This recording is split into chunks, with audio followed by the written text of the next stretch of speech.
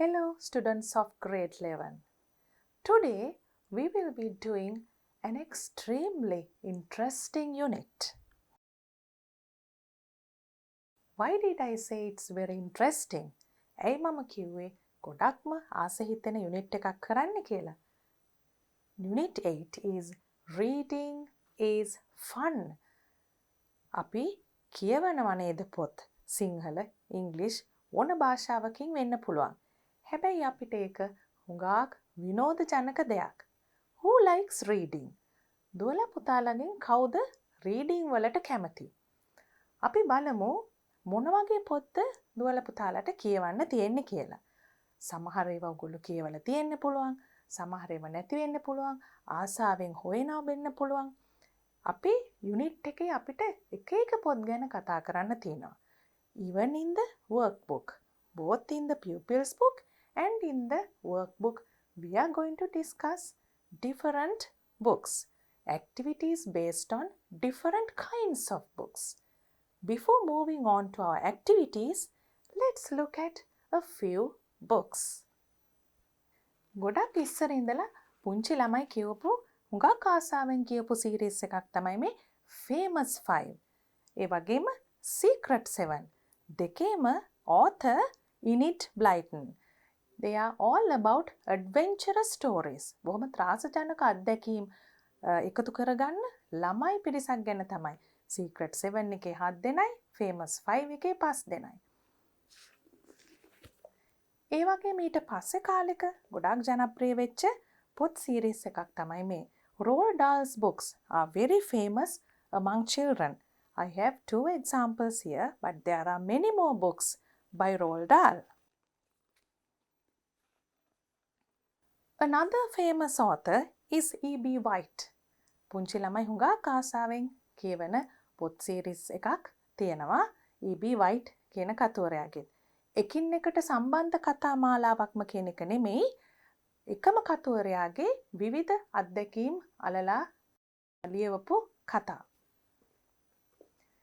ඒ වගේම ගොඩාක්ම ළමයි ආසාවෙන් පුංචිම ළමයි නෙමෙයි ටිකක් ඊට වඩා ලොකු වෙගෙන යනකොට ආසාවෙන්ම කියවන පොත් සීරීස් එකක් තමයි තවත් Harry Potter. J.K. Rowling's Harry Potter is a world famous book series. I hope you have read at least one of these books, or you will at least try and find and start reading these books.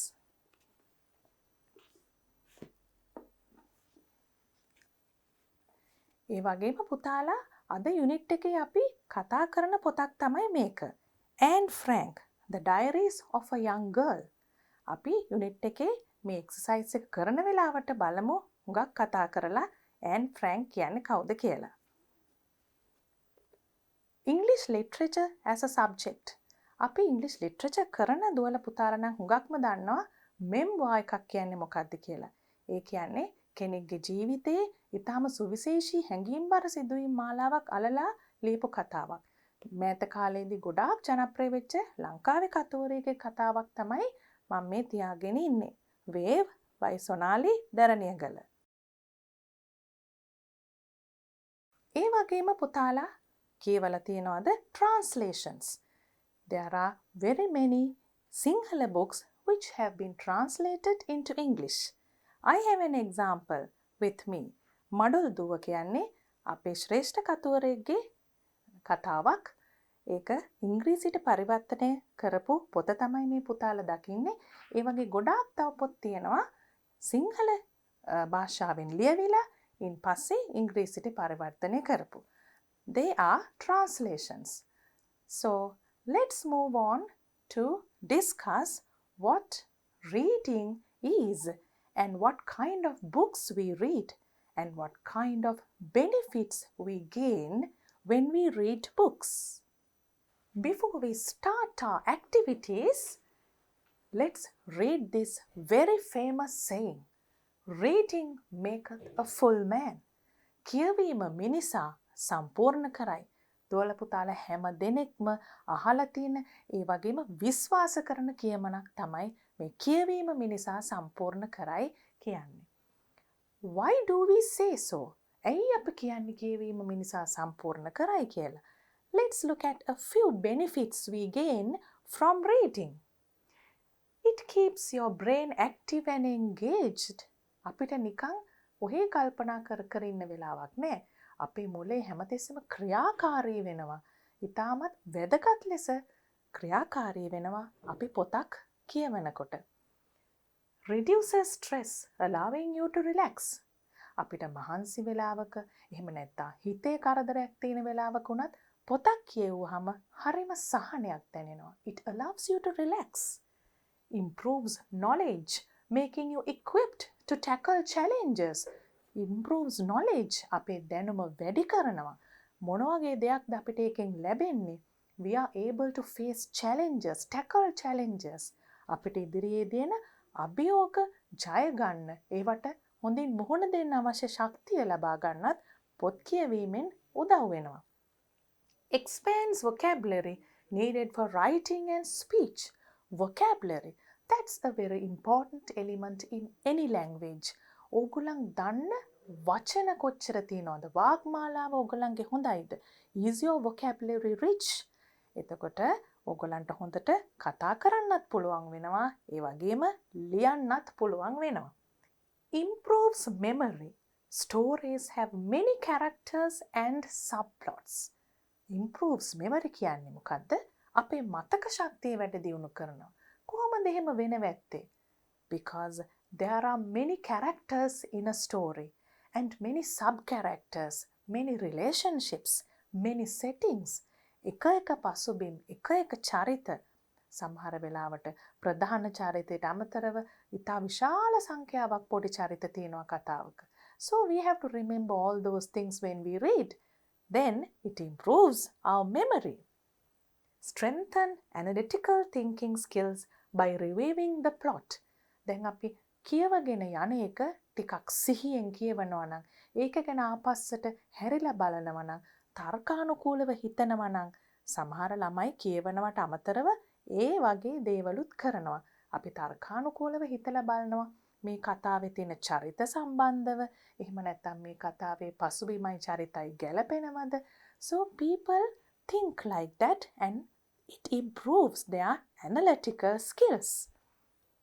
Improves concentration by making you focused on the story. අවධානය. අපි යමකට අවධානය යොමු කරගෙන ඉඳලා පුරුදු වුණාම ඒකෙන් අපි අධ්‍යාපන කටයුතු වලදී අවධානය යොමු කිරීමට පුරුදු වෙනවා. When you read a story, you focus well and it improves your level of concentration. Provides fun. Libraries have books on every subject imaginable. Most importantly, it provides fun. It's very entertaining to read a book. පොතක් කියවනකොට හුඟක් සතුටක් ලැබෙනවා. ඒක තමයි හොඳම ප්‍රයෝජනය. That's the best benefit. We'll look at a few genres of books. ඒ කියන්නේ අපි පොත් කියවනකොට ඒවා එක එක කාණ්ඩවලට බෙදන්න පුළුවන්. මෙතන මන් දුවලා පුතාලට ඒ වගේ උදාහරණ කීපයක් ලියලා තියෙනවා. Let's look at a few. Fiction, non-fiction. Fiction, non-fiction. එතකොට අපිට නමින්ම පේනවා මේ දෙක ප්‍රතිවිරුද්ධයි. Fiction කියනකොට කල්පිත කතාවක්, non-fiction කියනකොට සැබෑ දෙයක්. Fiction යටතේ එන්න පුළුවන් adventurous stories. ඒ කියන්නේ එක එක වික්‍රමාන්විත ක්‍රියාවන් ගැන, ත්‍රාසජනක අත්දැකීම් ලබන්න යන සිදුවීම් ගැන, ඒ වගේ කතාවල් ඇතුළත් ඒවට අපි කියනවා adventurous stories, horror stories, බය හිතෙන දේවල් තියෙනවා නම් science fiction කියන්නේ විද්‍යාත්මක ප්‍රබන්ධ. comedy එකකට අපිට කියන්න පුළුවන් ඊටාම සතුටුදායක අවසානයක් තියෙන පොතක් කියලා. Detective stories, රහස් පරීක්ෂක කතා. I hope you like to read detective stories. හරිම ආස හිතෙනවා කියවනකොට because it arouses the curiosity of the reader. කියවන කෙනාගේ කුතුහලය වර්ධනය කරනවා detective story එකක් කියවනකොට. Fantasy. ඒ කියන්නේ අපි හැම වෙලාවෙම ආස නැහැනේ ඇත්තම දේවල්, බොහොම දුක හිතෙන දේවල් කියවන්න. සමහරව හරිම ආසයි මේ fantasy කියවන්න. What do you have in them? මනක්කල්පිත කතා. ඊටාම සුන්දර අවස්ථා සහිත සුන්දර චරිත සහිත මනක්කල්පිත කතා. හැම වෙලේම සුන්දර වෙන්නේ නැහැ. හැබැයි මනක්කල්පිත කතා. Non-fiction. You have biography, autobiography, memoir. ඒවා ටිකක් සමානයි. ඒ කියන්නේ කෙනෙක්ගේ චරිතයක් ගැන තමයි තියෙන්නේ. පොඩි වෙනස්කම් තියෙනවා මේ වචනවල. biography එකක් කියනකොට තව කෙනෙක්ගේ චරිතයක් වෙනත් කතුවරයෙක් විසින් ලියපු එකක්. autobiography කියනකොට තමා විසින් තමාගේ චරිතය අලලා ලියපු කතාවක්. memoir කියනකොට මම පුතාලට ඉස්සෙල්ලා උදාහරණයකුත් පෙන්නුවා. ඒ කියන්නේ ජීවිතේ සුවිශේෂී සිදුවීමක් අලලා විශේෂ හැඟීම්බර සිදුවීම් ගොඩක් එකතු කරලා සම්පූර්ණ චරිත කතාවම මුල ඉඳන් අගට කියනවට වඩා වෙනස් විදිහකින් එම සිද්ධි මාලාවට වැඩි ප්‍රමුඛතාවයක් දීලා ලියන එකක් තමයි memoir එකක් කියන්නේ. Dictionary. You all know what a dictionary is. When you look for your meanings of words, you refer to a dictionary and you get the pronunciation. Sometimes you get the antonym and the synonym of the word, the verb forms. You get everything from a dictionary. Encyclopedia. එතකොට dictionary එකට වඩා ගොඩාක් විස්තර සහිතව දේවල් තියෙන එකක් තමයි encyclopedia එකක් කියන්නේ. History. අපි දන්නවා ඉතිහාසයත් බොරු කරන්න බෑනේ. අනිවාර්යෙන්ම non fiction ගොඩට තමයි ඉතිහාසය පිළිබඳ කතාත් වැටෙන්නේ.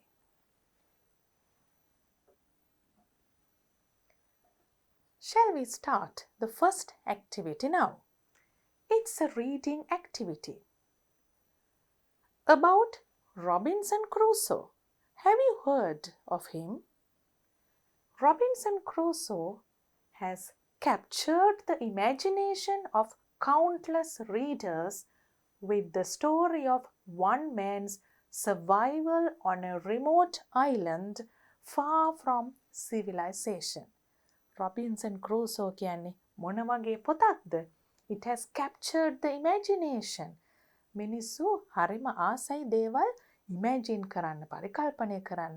ඒ වගේ අය බොහොම ආසාවෙන් කියවන පොතක් තමයි මේ Robinson Crusoe කියන්නේ. Of countless readers කියන්නේ මොකද්ද? Countless. නොගිනිය හැකි තරම්. ඊටා විශාල පාඨකයෝ සංඛ්‍යාවක් ප්‍රිය කරන පොතක් කියන එක. With the story of මොන වගේ කතාවක්ද තියෙන්නේ? One man's survival.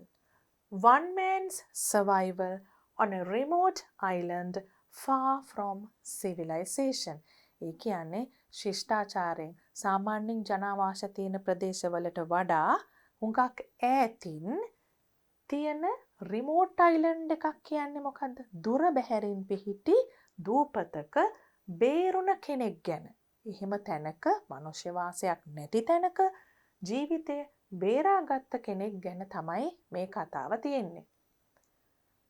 The book is thought to be one of the first English novels, but it is a timeless story of a merchant's trading voyages and adventures at the sea. දැන් අපිට මේ voyages and adventures at the sea කියනකොට අනිවාර්යයෙන්ම තේරෙනවා මේක මුහුදු ගමන් ආශ්‍රිතව තමයි තියෙන්නේ කියලා. What do you mean by this? A timeless story. One of the first English novels. ඊටාම ඉස්සර ලියපු කතාවක්, මුල් යුගයේ ලියපු ඉංග්‍රීසි නවකතාවක්. හැබැයි timeless. ඕනෑම කාලයකට ගැලපෙන විදිය කතාවක්. කාලය ගියාට කතාවේ වටිනාකම අඩු වෙන්නේ නැහැ. Read the extract taken from it and do the activities that follow. We'll quickly look at what kind of a story this is and move on to the activity. It's an autobiography of the title character, a survivor. ඒ කියන්නේ බේරුණ කෙනෙක්. එයා spends 28 years on a remote tropical desert island near the coasts of Venezuela and Trinidad. අවුරුදු 28ක් පුරාම මේ දුර බැහැර දූපතේ ජීවත් වෙනවා.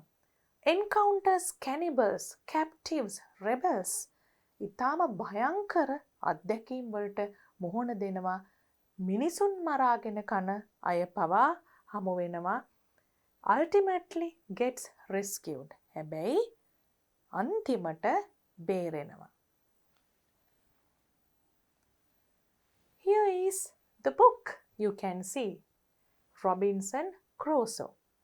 And you have some information about the author.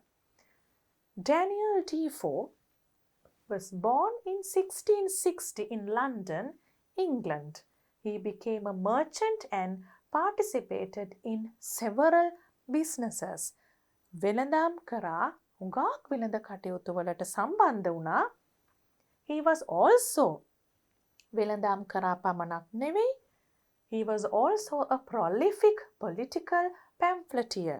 Prolific බොහෝ ලෙස දේශපාලනික පත්‍රිකා ලියපු කෙනෙක්. Late in life, he turned his pen to fiction. Turned his pen. ඒ කියන්නේ ජීවිතේ අගභාගය වන විට turned his pen කියන්නේ ලියන දේවල් වෙනස් කරා. To fiction.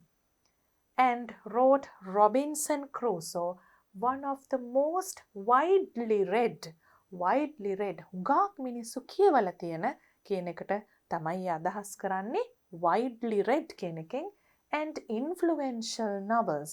ඒ කියන්නේ හුඟක් බලපෑම් ඇති කරන්න පුළුවන් විදිහේ නවකතා of all time. Defoe died in 1731. It's always good to know about the author of the book you read. Now let's read an extract from Robinson Crusoe. My thoughts were now wholly employed about securing myself against either savages, if any should appear, or wild beasts, if any were in the island. අපි චුට්ටකට එතන නතර කරමු. මේ semicolon එක ළඟ පොඩ්ඩක් බලමු මේකේ පැහැදිලි කිරීම කොයි වගේද කියලා. My thoughts were wholly employed about. ඒ කියන්නේ මේ වෙනකොට යාගේ සිතිවිලි සම්පූර්ණයෙන්ම එක දෙයක් කෙරෙහි තමයි නැඹුරු වෙලා තිබුණේ. කොහොමද ආරක්ෂා වෙන්නේ කියන එක. Securing myself මොන නිසාද? කුමක් නිසාද මේ තරම් ආරක්ෂාව ගැන හිතන්නේ? එතන ඉන්න පුළුවන් ඊටාම savages කියන්නේ බොහොම නපුරු සතුන්. If any should appear. Or wild beasts වන සතුන් ඉන්න පුළුවන්. If any were in the island. දැන් යා හරියටම දන්නේ නැහැ මේ දූපතේ කවුද ඉන්නේ කියලා. හැබැයි ආරක්ෂාව ගැන හොඳින් හිතනවා. And I had many thoughts of the method how to do this. Of the method. ඒ ගැන කරන්නේ, ඒ ගැන ක්‍රියාත්මක වෙන්නේ කොහොමද කියන එක ගැන හොඳට අවබෝධයක් තිබුණා. හුඟක් හිතුවා. Many thoughts of the method. ක්‍රමය ගැන හුඟක් හිතුවා. කොහොමද ආරක්ෂා වෙන්නේ තමුන්. And what kind of dwelling to make, whether I should make me a cave in the earth or a tent upon the earth. Dwelling කියන්නේ මම මොන වගේ වාසස්ථානයක්ද මෙතන හදා ගන්න ඕනේ. ඒක පොළවට උඩින් තියෙන දෙයක්ද යටින් තියෙන දෙයක්ද ගල් ගුහාවක් වගේ පොළවට යටින් තියෙන දෙයක්ද? And in short, I resolved upon both. දෙක ගැනම අන්තිමට තීරණයකට ආවා. The manner and description of which it may not be improper to give an account of. දැන් මෙයා තමුන්ගේ ගත්තු තීරණය ගැන බොහොම විස්තරයක් තමයි.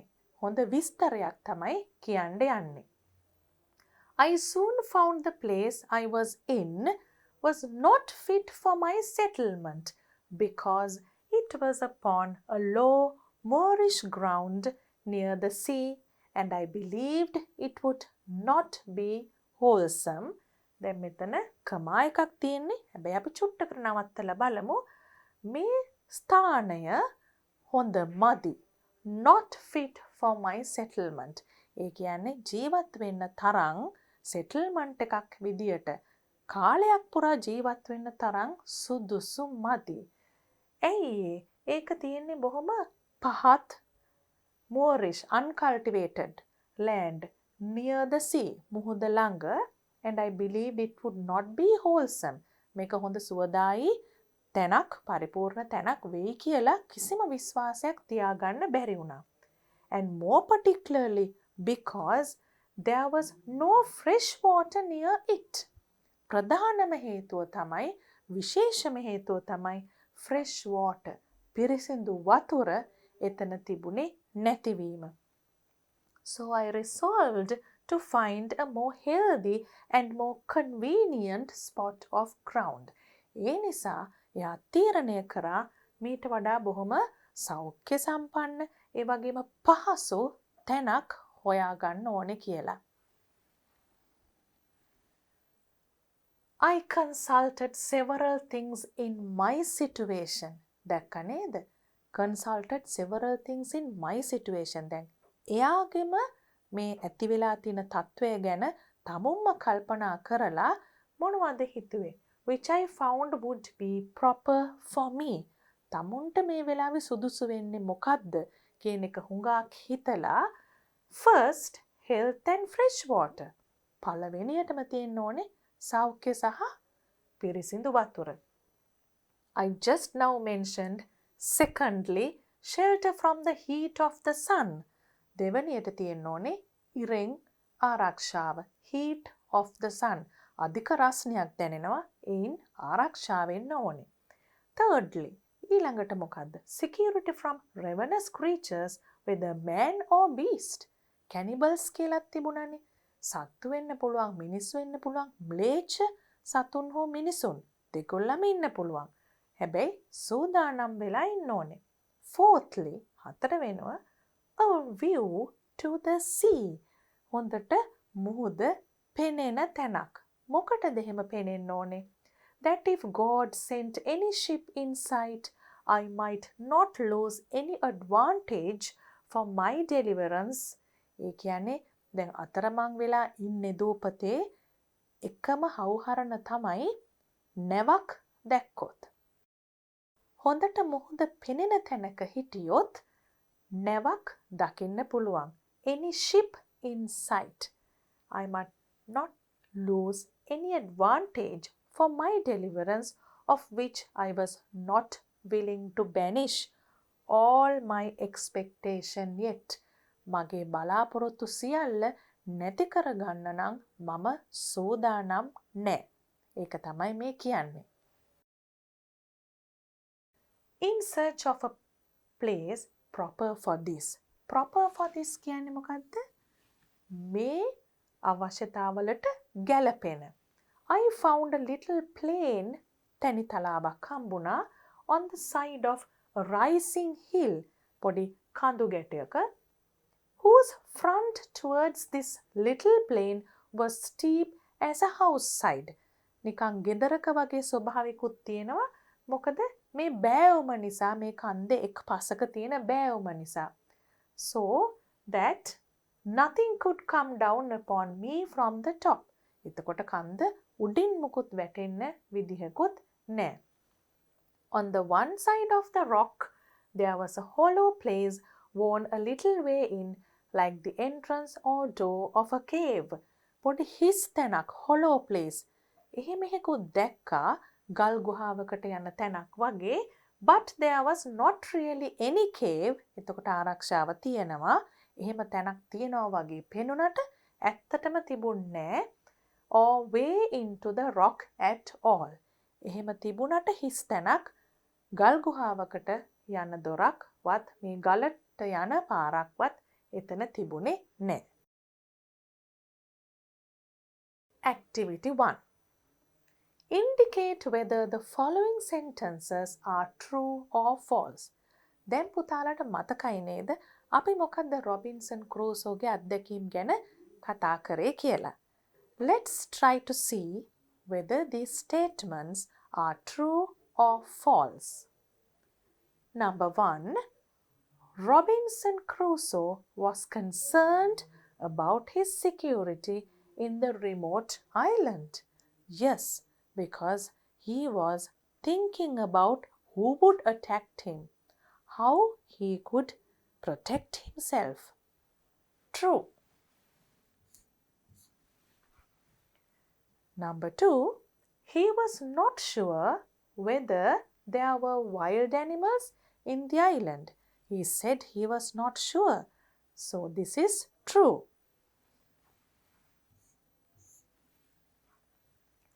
Number 3, he found the place he was already in suitable for his settlement. Is it correct? No. He said the place was not fit enough to be a settlement. So we have to put false here. He had fresh water where he already lived. Already lived කියන්නේ මුලින්ම හිටපු තැන. එතන fresh water තිබුණේ නැති නිසා තමයි වෙන තැනක් හොයාගෙන ගියේ. So this is false.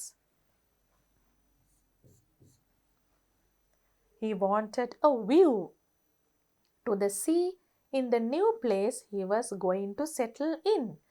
Yes, he wanted a view because he wanted to see if there were any ships. So we'll put true to this sentence.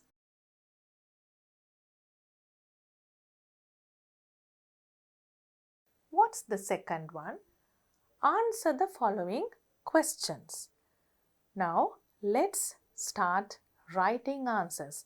දුවලා පුතාලත් answers ලියන්න ලෑස්ති වෙන්න ඕනේ. දැන් අපි කියවපු reading passage එකේ තිබුණ කරුණු අනුව. Against what did Robinson Crusoe want to secure himself?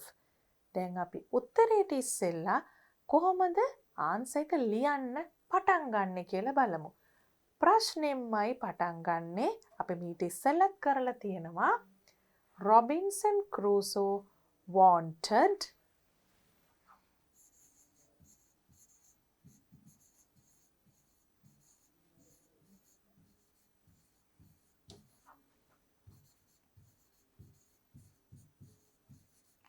to ඉතුරු ටික ප්‍රශ්නෙන්ම අරගන්නවා. Secure himself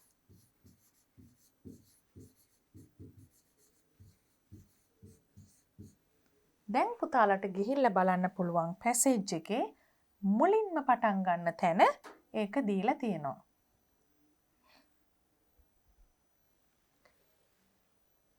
He wanted to secure himself against savages or wild beasts.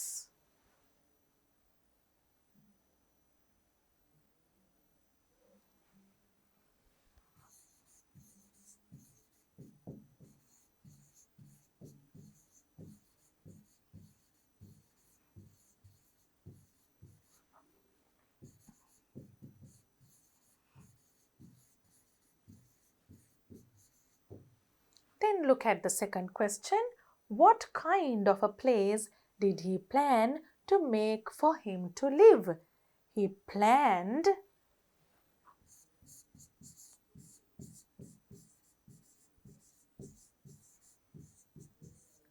to live in a wholesome place.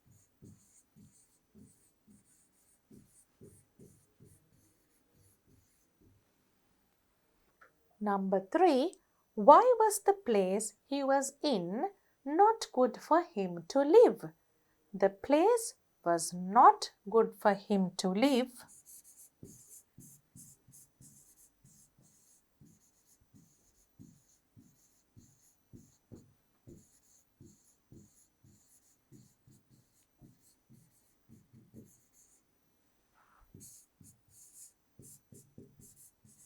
පුතාලට මතකයි අපි ඒ ගැන කතා කරනකොට කිව්වා ප්‍රධානම හේතුව තමයි වතුර නැති එක. පිරිසිදු වතුර නැති එක. Not good for him to live because there was no fresh water.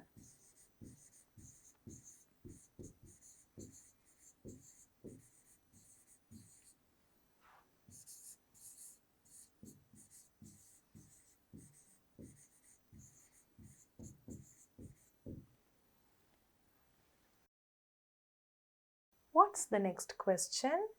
Name 2 things he considered before selecting a good place to live. he considered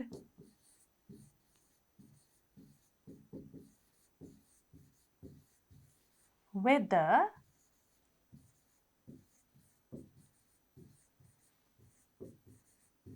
the place was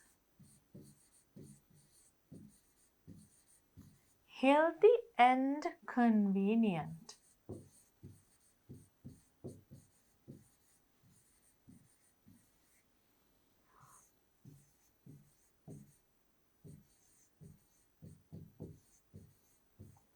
මොකක්ද ඒකෙන් ඇහුවේ? Considered before selecting a good place. මොකක් හරි හොඳ තැනක් හොයාගන්න කලින් සලකා බලපු දේවල් දෙකක්. එතකොට ඒක බොහොම සෞඛ්‍ය සම්පන්න තැනක්ද? ඒ වගේම මේක බොහොම පහසු තැනක්ද? එක එක දේවල් වලට ළඟයිද? එක එක දේවල් තියෙනවද? අන්නේ පහසුකම කියන එක තමයි මේ convenient කියන වචනෙන් අදහස් වෙන්නේ. Briefly describe the place. Briefly describe කිව්වම පුතාලා දන්නවා කෙටියෙන් තමයි විස්තර කරන්නේ. The place he found as a proper place. සුදුසු තැනක් විදිහට අන්තිමට හම්බුනේ මොකක්ද? අපි ඒක කියෙව්වා last paragraph එකේ. හැබැයි අපි ලියන්න ඕනේ ඒක කෙටියෙන්. I found a little plane on the side of a rising hill. අපි underline කරලා තිනවා ඒක කතා කරන වෙලාවෙදිම.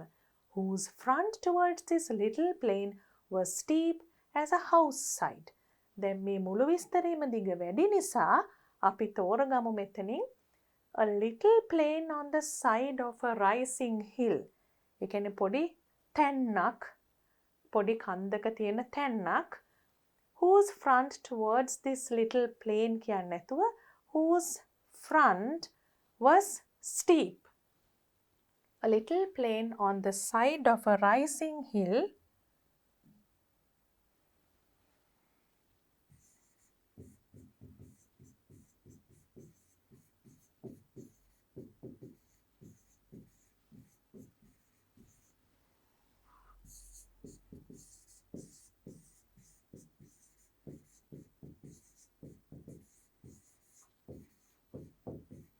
whose front was steep. ඒ කියන්නේ මේ hill එකේ පොඩි කඳු ගැටේ ඉස්සරහ steep. Front was.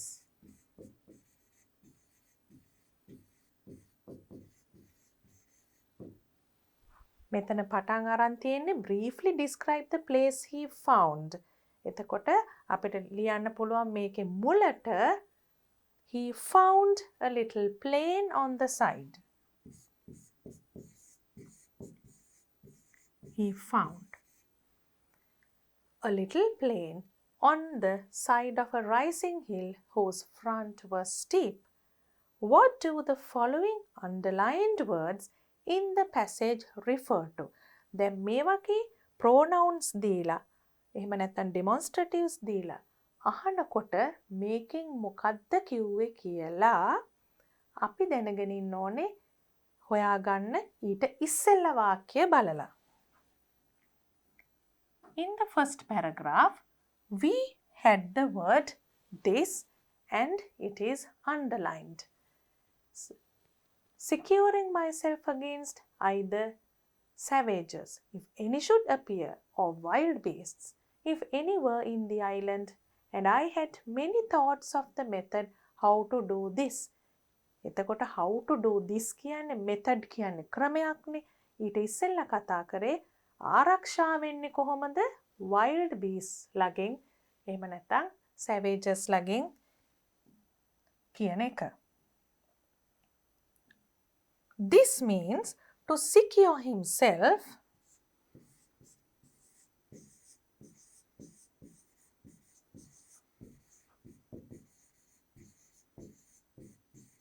against wild beasts or savages.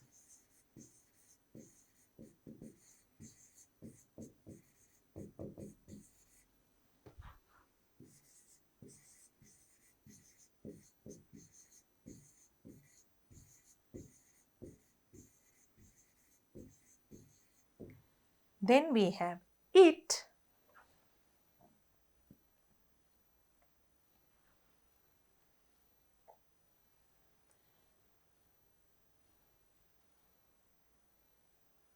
We saw it in the paragraph starting from I soon.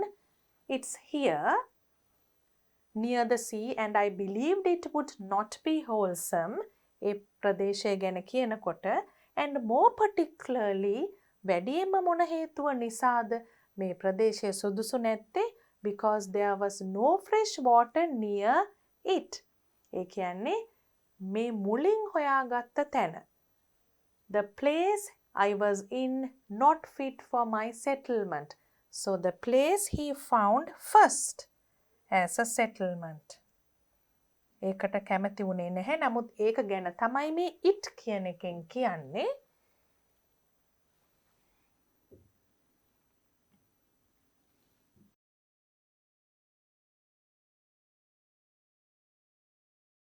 The place he found first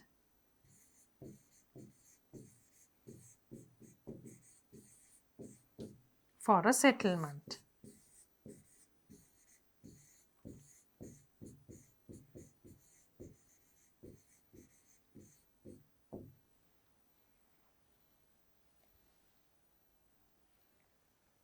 Note how the information is organized in the extract taken from Robinson Crusoe and reorder the following sentences.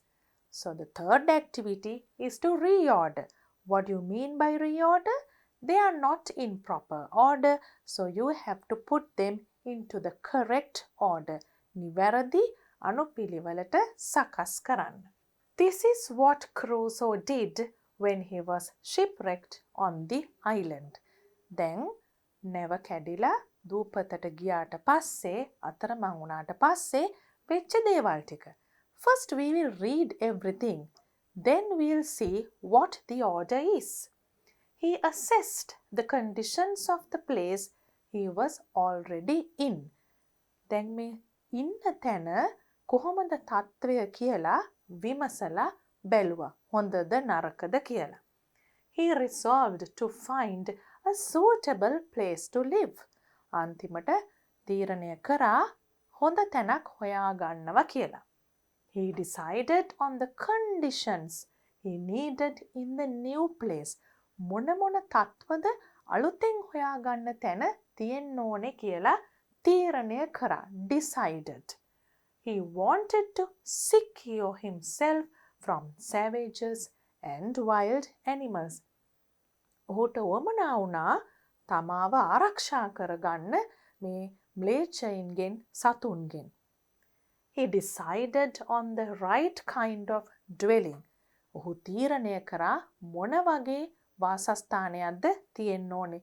නිවැරදි වාසස්ථානය. තමාට ගැළපෙනම වාසස්ථානය මොකක්ද කියලා තීරණය කරා.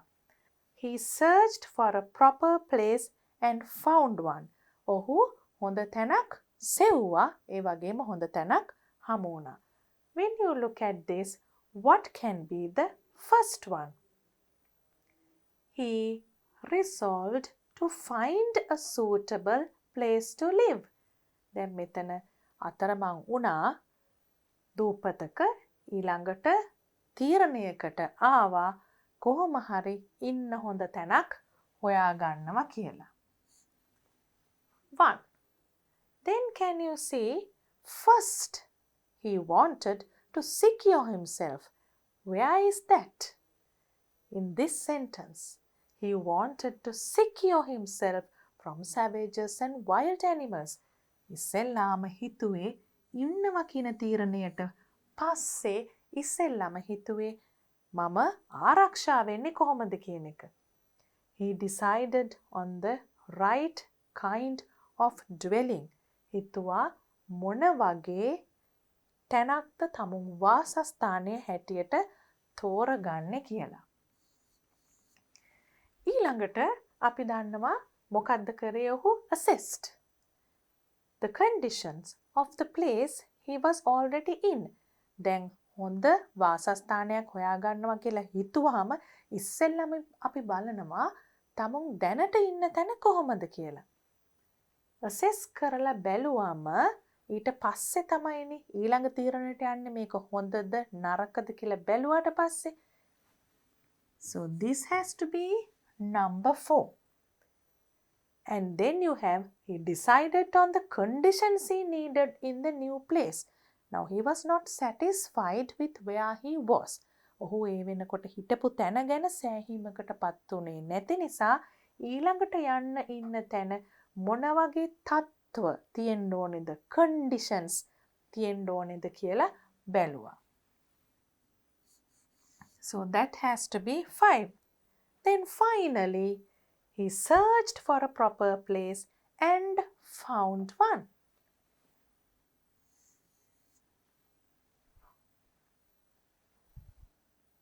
What's number 4? Crusoe thought of 4 things before selecting a place to settle. Write them down in the correct order. මොනවද Crusoe හිතුවේ ජීවත් වෙන්න තැනක් හොයාගන්නකොට තියෙන්න ඕන සාධක කියලා. First, he made sure he could find fresh water easily. ඒක අපිට දීලා තියෙනවා. පිරිසිදු වතුර හොයාගන්න එක තමයි ඉස්සෙල්ලම හිතුවේ. Secondly, what did he think? Can you remember? Secondly,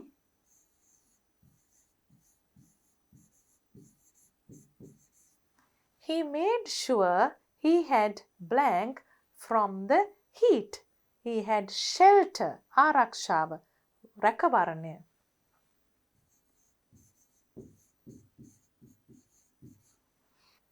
Secondly, එහෙනම් ඊට පස්සේ එන්නේ thirdly. මොකද තුන්වෙනිව හිතුවේ? Thirdly, he needed blank from ravenous creatures. Security, ආරක්ෂාව.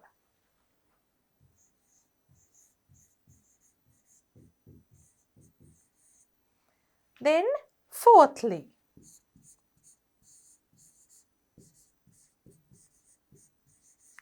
සිව්වෙනුව මොකක්ද හිතුවේ? He wanted a blank to the sea. View. He wanted a view. හොඳට පේන්නව මොනා වුණා ඉස්සරහෙන් තියෙන මුහුද.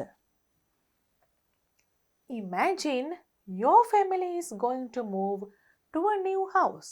දුවල පුතාලා කවුරු හරි ඉන්න ගෙදරකින් තව ගෙදරකට මාරු වෙලා තියනවාද?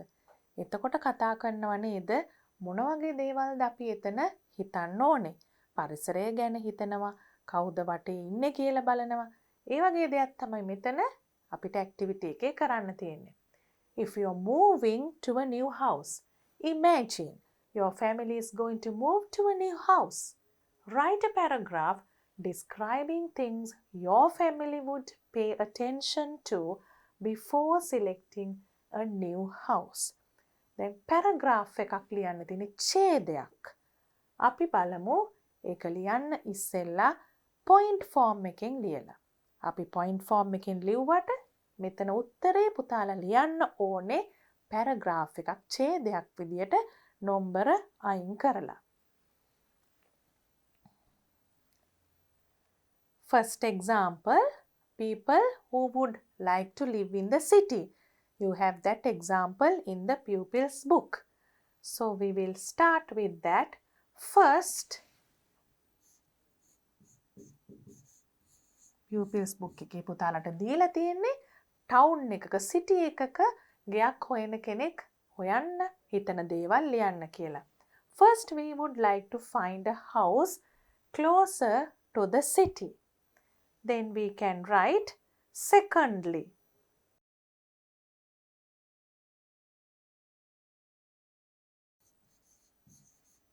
දෙවනුව, we would look for a good neighborhood. අවට ගෙවල් වල හොඳ අසල්වැසියෝ ඉන්නවද කියලාත් බලනවා විශේෂයෙන් නගරේ ගයක් ගන්න යනකොට.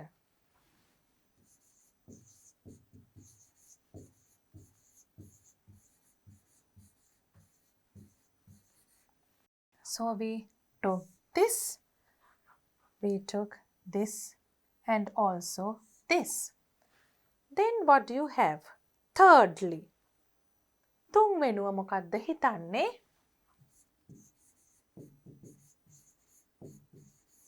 We can cut that.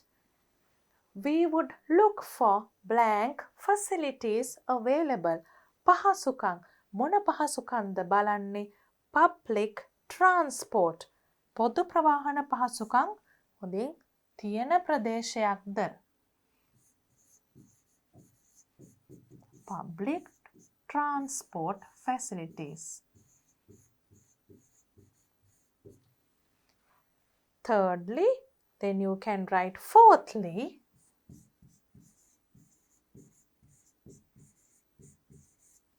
we would see whether that place is close to blank අවශ්‍ය දේවල් මිලදී ගන්න ළඟපාතම තැන් තියෙනවද grocery stores vegetable stalls අපිට එදිනෙදා අවශ්‍ය වෙන දේවල් එතකොට එතනට අපිට දාන්න පුළුවන් supermarkets.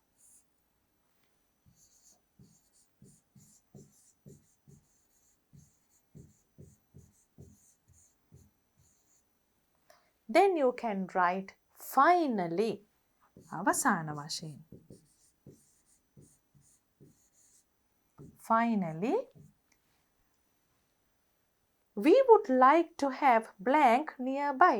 දැන් නගරේ ඉන්නකොට සාමාන්‍යයෙන් ලොකු ඉඩමක් එහෙම ලැබෙන්නේ නැති නිසා බලනවා මෙන්න මේ වගේ තැන් තියනවාද කියලා. Walking or cycling paths.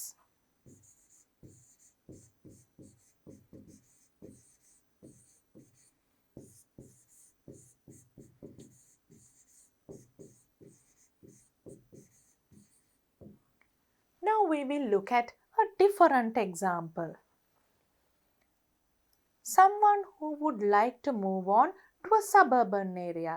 ටිකක් අර්ධනාගරික වගේ පැත්තක පදිංචියට යන කෙනෙක් මේ විදිහ එකක් ලියන්නේ කොහොමද කියලා බලමු. Number 1. So we can again write first.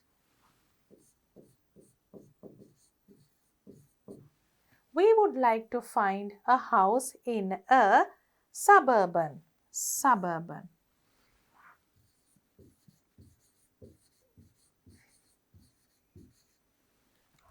Suburban area. Secondly, දෙවනුව we would see how close the place is to bus stops or train stations. Thirdly, තුන්වෙනුව we would find out about the blank situated in the area. අනිවාර්යෙන්ම බලන්න ඕනේ පාසල් තියෙනවද ඒ අවට කියලා. About the schools situated in the area. Blank, we would consider the distance to the nearest. දුර සලකා බලනවා ළඟම තියෙන මොකද්ද? Hospital. So you can write fourthly, we would consider the distance to the nearest hospital.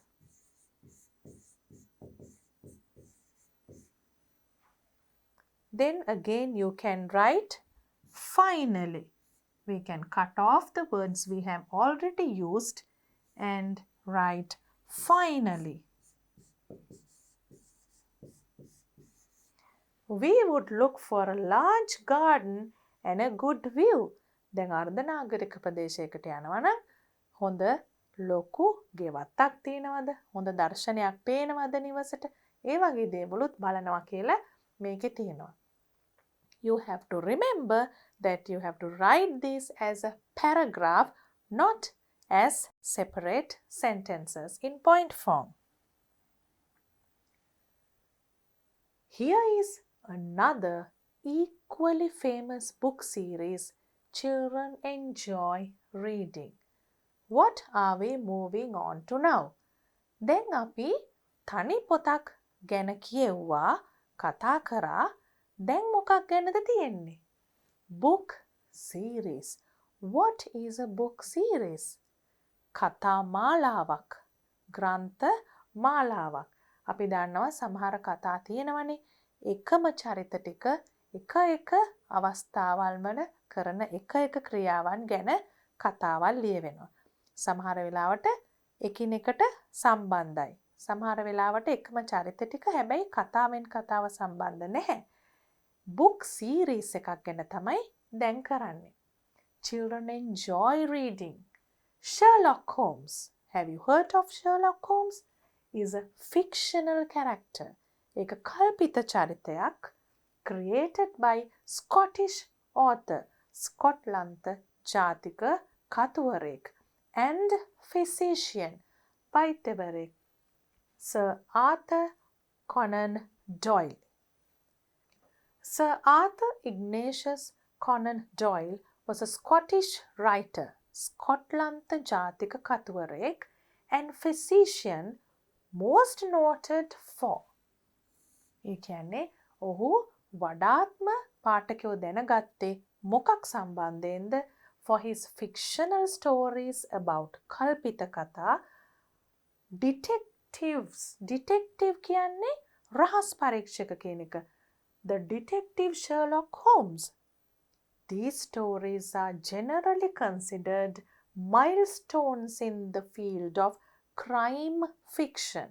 Crime කියන්නේ අපරාධ. එතකොට අපරාධ ගැන කියවුන කතාවල milestone එකක් සන්ධිස්ථානයක් හැටියට සැලකෙනවා මේ Sherlock Holmes කියන චරිතය. A series, a book series. We have to focus on that. දැන් අපි Sherlock Holmes කියන මේ series එකත් එක්කම තවත් මොනවද තියෙන්නේ කියලා පොඩ්ඩක් මතක් කරලා බලමු. අපි reading ගැන කතා කරන unit එක නිසා. ඊට පස්සේ බලමු මොකද්ද reading activity එක කියලා. A few more examples here. We discussed before we started the unit. You can see some pictures of those book series. You have Famous Five here. You have the Roald Dahl books here. And then you have the Secret Seven series and the Harry Potter series. Let's get back to Sherlock Holmes. This extract is taken from The Hound of Baskervilles in the Sherlock Holmes series. දැන් මේ series එක පුරා එක කතාවල් තියෙනවා. දැන් මෙතන තියෙන්නේ මොකද්ද? Hound of Baskervilles කියන කතාව. Read it and do the activities that follow. It's a detective series. දැන් මේක මොන වගේ පසුබිමකද ලියවෙන්න ඕනේ? කියවලා නැත්තම් පුතාලා බලන්න මොන වගේ හැඟීමක්ද එන්නේ කියලා මේ කොටස කියවනකොට. ඊට පස්සේ පොතත් කියවන්න හිතේ. A terrible scream, a prolonged yell of horror and anguish burst out of the silence of the moor. දැන් පුතාලට පේනවද මොන වගේ අදහසක්ද පටන් ගන්නකොටම එන්නේ කියලා? Terrible scream. ඉතාමත් විශාල කෑ ගසන ශබ්දයක් scream. A prolonged yell. ඒ කෑ ගැසීමත් බොහොම දිගු වේලාවක් තිස්සේ ඇහෙන කෑ ගැසීමක්. Of horror. ඉතාම බය හිතෙන බොහොම වේදනාකාරී. Horror and anguish. Burst out of the silence of the moor. Silence of the moor. දැන් පසුබිම බොහොම නිශ්ශබ්දයි. එහෙම තැනකදී තමයි මේ අධික බය හිතෙන ශබ්දය ඇහෙන්නේ. That frightful cry turned the blood to ice in my veins. ඒ කියන්නේ ඉතා අධික බියට පත් වුණා මේ ඉතාම බියජනක ශබ්දය කෑ ගැසීම ඇහිලා. Oh my God, I gasped. What is it? What does it mean? තේරුම් ගන්න බෑ මේ මොකද්ද කියලා. මේ මොකද්ද මේකේ තේරුම? Holmes had sprung to his feet. ඒ කියන්නේ ඉතාම ඉක්මනින් හිටගත්තා. Sprung to his feet. And I saw his dark, athletic outline, a well-built person, athletic outline, at the door of the hut. His shoulders stooping. දැන් කොයි වගේද මේ මිනිස්සයාව දිස් වෙන්නේ? බොහොම උරහිස් හකුලවා ගත්ත. His head thrust forward, his face peering into the darkness. බොහොම බය හිතලා කියන අදහසක් තමයි මේ පෙනුමෙන් අපිට පේන්නේ. Hush. He whispered. Hush. ඒ කියන්නේ කෑ ගහන්න එපා. Whispered. තාම සෙමින් තමයි බොහොම රහසින් තමයි මේ කතා කරන්නේ. The cry had been loud on account of its vehemence, but it had pealed out from somewhere far off on the shadowy plain. ඒ කියන්නේ මේක ඊටාම දැඩි ශබ්දයක්. On account of its vehemence කියන්නේ ඊටාම දැඩි ශබ්දයක්, but it had pealed out from somewhere far off in the shadowy plain කියන්නේ ඊටාම ඈතක සිට ඉස්සෙල්ලාම ඈතින් තමයි මේක නින්නාද වෙනවා වගේ ඇහෙන්නේ. ඊට පස්සේ මොකද වෙන්නේ? Now it burst upon our ears nearer, louder, more urgent than before. දැන් බලන්න මේ ලියලා තියෙන විදිය nearer, louder, more urgent. මේ ඈතින් ඇසිච්ච දැඩි ශබ්දය කෙමෙන් ලං වෙනවා අපේ කන්වලට ඊටාම තද බල ශබ්දයක් විදිහට ඇහෙනවා. ලං වෙනවා, ශබ්දය වැඩි වෙනවා, තව තවත් තීව්‍ර වෙනවා, ළඟට එනවා කියන අදහස. Where is it? Holmes whispered, and I knew from the thrill of his voice that he, the man of iron, was shaken to the soul. Here you can see the picture. You can guess why they are so scared. Holmes whispered. දැන් යා තවමත් බොහොම රහසෙන් තමයි කතා කරන්නේ. And I knew from the thrill of his voice that he, the man of iron, ඒ කියන්නේ බොහොම ශක්තිමත් කෙනෙක්, නමුත් මේ වෙලාවේ was shaken to the soul. දැන් පුතාලාට තේරුම් ගන්න පුළුවන් නේද මේ shaken to the soul? ඒ වගේ එකක් අදහසක් දැනගෙන හිටියේ නැති වුණත් මේ පසුබිම අනුව අධික බියක් ගැන නේද මේ කියන්නේ. You have these highlighted phrases in the questions after we read this. It's not difficult if you try to understand the contextual meaning. ඒ කියන්නේ මොකද්ද? මේ කියලා තියෙන අදහස් වලින් අපිට තීරණය කරන්න පුළුවන් මෙතන highlight කරලා තියෙන phrase එකේ තේරුම මොකක්ද කියලා. පසුබිමේ තියෙන්නේ ඊටාම භයානක ගතියක්. එහෙනම් මේ අධික බියවීමක් ගැන තමයි කියන්නේ කියලා අපිට හිතන්න පුළුවන්. Where is it, Watson? There, I think. I pointed into the darkness. හරියට පේන්නේ ඈත අඳුරට ඇඟිල්ල දික් කරලා පෙන්නවා. No, there. Again the agonized cry swept through the silent night. දැන් බලන්න මොනතරම් භයානක සිතිවිලි එන විදියටද ලියලා තියෙන්නේ කියලා. The writer is creating a feeling of fear in the reader's mind, horror and fear. He is describing the environment in such a way that we also feel that we are in a very dreadful, scary environment.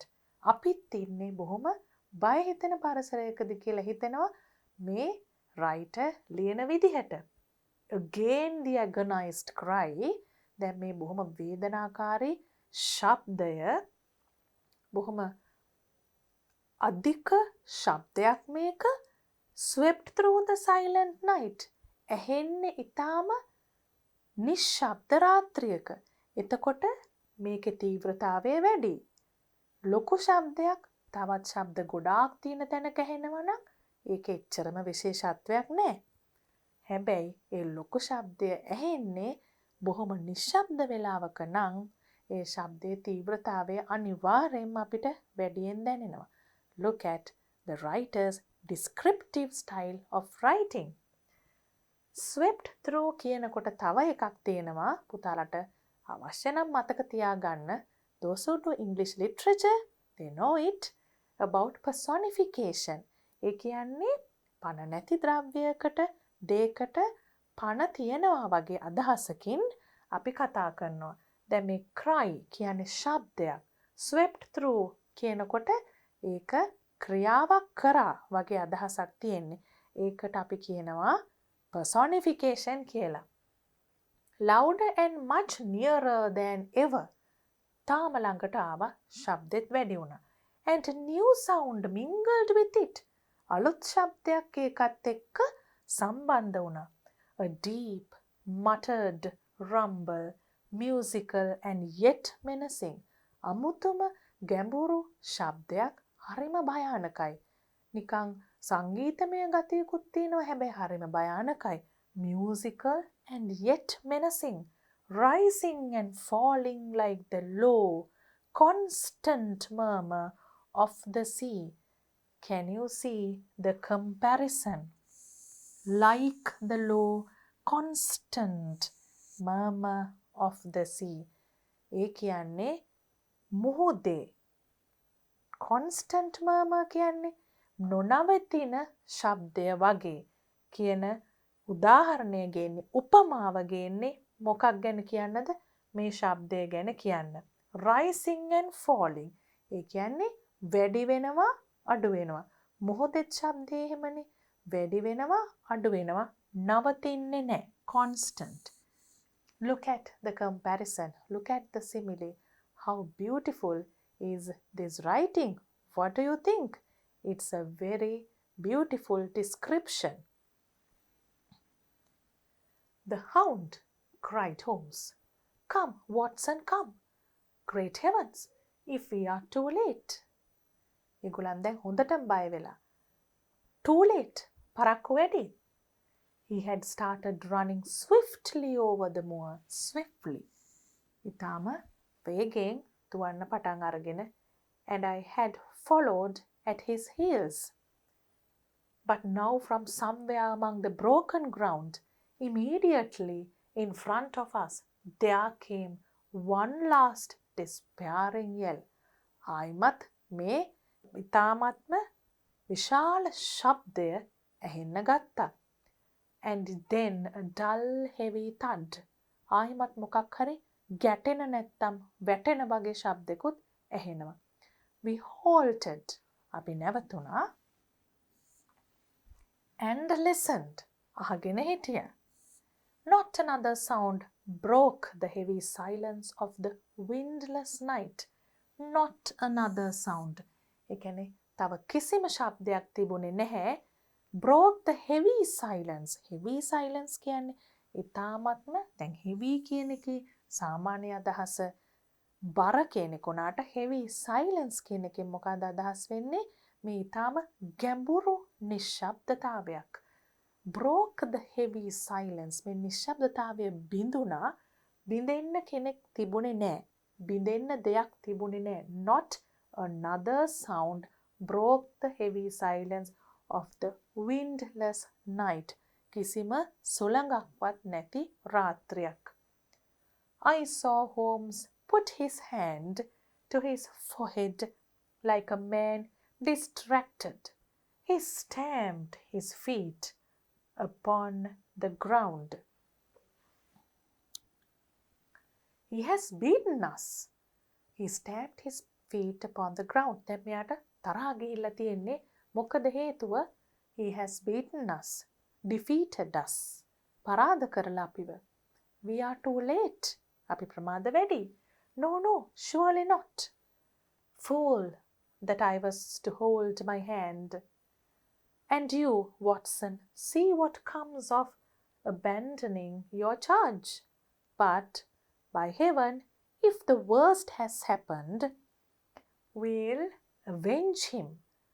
If the worst has happened කියන්නේ වෙන්න තියෙන නරකම දේ වෙලා නම් අපි අනිත් පැත්තට යමක් කරමු. Avenge him. පලිගනිමු.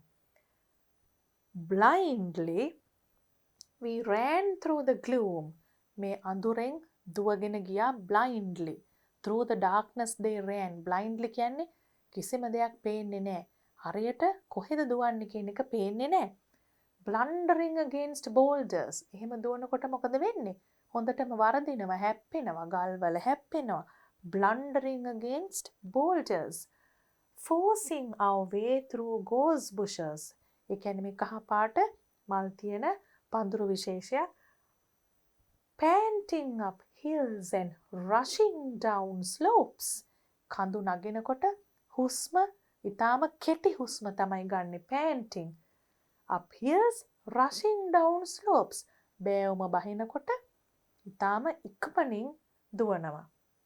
Heading always in the direction මොන දිශාවටද හැමතිස්සෙම යන්නේ when those dreadful sounds had come. මේ ඊටාම භයානක ශබ්ද ඇසුන පැත්ත. At every rise, Holmes looked eagerly round him. Holmes බොහොම වමනාවෙන් වටපිට බැලුවා. But the shadows were thick upon the moor and nothing moved upon its dreary face. ඊටාම අඳුරක් තිබුණේ කිසිම සෙලවීමක් නෑ. එම නිසා කිසිම දෙයක් දැක්කෙත් නෑ. Activity 2. Guess what is meant by the highlighted phrases in their context. In their context කියන එක ඉතාම වැදගත්. දොළපුතාලට මතකද අපි contextual meaning කියන අදහස ගැන කතා කරා. ඒ කියන්නේ යම්කිසි වචනයක් හරි යම්කිසි යෙදුමක් හරි යෙදෙන තැන අනුව අපි තේරුම් ගැනීම තමයි contextual meaning එක. පසුබිම අනුව තේරුම් ගැනීම තමයි contextual meaning එක තේරුම් ගැනීම කියන්නේ. In their context. ඒ කියන්නේ මේ එක යෙදුම් ඒක යෙදිලා තියෙන අනිත් ස්ථානය අනුව පසුබිම අනුව මොකක්ද අදහස් කරන්නේ. And select the correct answer. Turned the blood to ice. Can you remember? පුතාලට මතකද? පළවෙනිම තැන තමයි ඒක තිබුණේ. That frightful cry. ඒ ඊටම භයානක ශබ්දය. Turned the blood to ice in my veins. Turn the blood to ice කියනකොට අපිට තේරෙනවා ලේ සීතල අයිස් කැට බවට පත් වුණා වගේ කියන්නේ. අපි සිංහලෙන් කතා කරනකොටත් කියන්නේ ඇඟේ ලේ වතුර වුණා කියලා. එතකොට අපි දන්නවා ඒකෙන් මොකක්ද අදහස් වෙන්නේ? felt very sick. එහෙම වෙන්න බෑ. felt very frightened. felt very cold. සීතලක් දැනෙච්ච එකක්වත් අසනීපයක් ගැනවත් නෙමෙයි කියන්නේ. Man of iron. A strong man, a well-built man. ඒ කියන්නේ මෙයා හොඳට උස මහත කෙනෙක් කියන එකද? A blacksmith යකඩ වැඩ කරන කෙනෙක් කියන එකද? iron වලින් වැඩ කරන කෙනෙක් කියන එකද? නෑ. A strong man.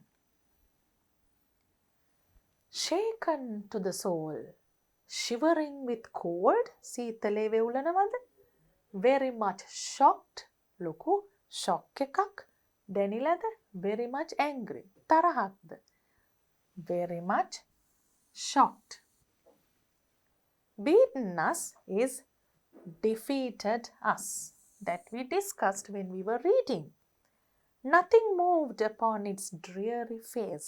මතකයිද පුතාලට මේක තමයි අන්තිම පැරග්‍රාෆ් එකේ තිබුණේ. Everything was still in the dull moor. There was silence in the moor. Something with a dreary face moved in the moor. අපිට අනිවාර්යයෙන්ම මේ අන්තිම එක අයින් කරන්න පුළුවන්. එහෙම මොකක්වත් මූව්මන්ට් එකක් ගැන එතන තිබුණේ නැහැ. පුතාලට පුංචි ගැටලුවක් හරි තියෙනවා නම් මේ වගේ දෙයක් ගැන ආපස්සට ගිහිල්ලා බලන්න පුළුවන්. මෙතන තියෙනවා still සෙලවෙන්නේ නැහැ කියන අදහස. මෙතන තියෙනවා silence ශබ්දයක් නැහැ කියන අදහස. එහෙනම් මොකද්ද මේ දෙකෙන් හරි උත්තරය? At every rise, Holmes looked eagerly round him, but the shadows were thick upon the moor. Shadows were thick upon the moor, and nothing moved, කිසිම දෙයක් සෙලවුනේ නැහැ upon its dreary face.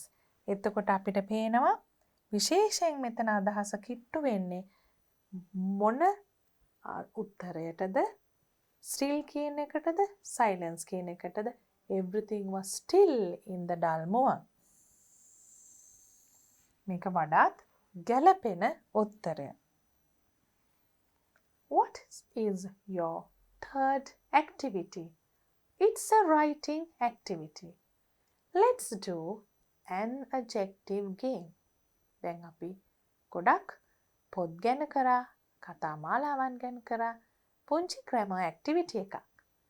Work in small groups and find the adjectives that are used in the text to describe the following nouns. Copy the phrases into your notebook. දැන් පුතාලා ළඟ පොතක් තියෙනවා, පෑනක් තියෙනවා, මේක ලියන්නම ඕනේ. Find other adjectives that can be used to describe the given nouns. අපි මේක ලියලා ඒක වෙනුවට තවත් adjectives සුදුසුයිද කියලාත් ලියන්න ඕනේ. What are adjectives? Have you all done adjectives before? Yes, many times. හුඟක් අවස්ථාවල කරලා තියෙනවා. First, we will read the nouns given here and try to put adjectives to match. Scream, yell, cry, outline, plain, night, rumble, murmur, ground, thud, silence, night, sounds, and face. We have prolonged yell.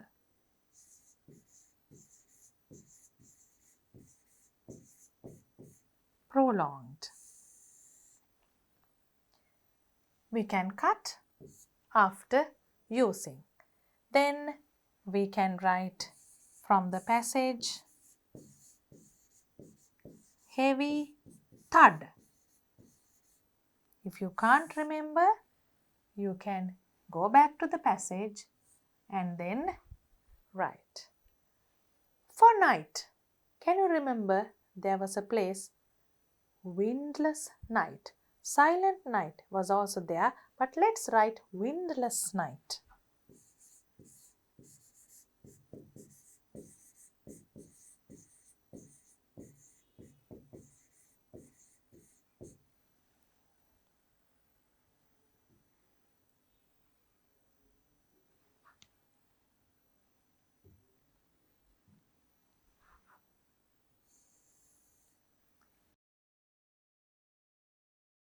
And we can write an athletic outline.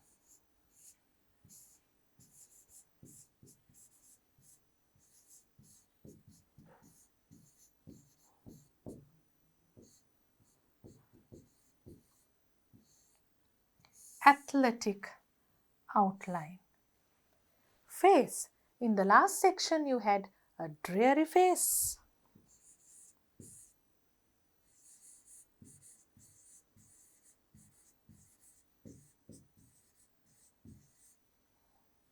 We can also write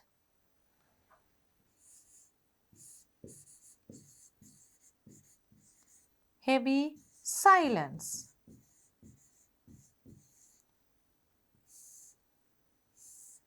That is also there in your book. For cry, let's cut silence, and for cry we will write a frightful cry.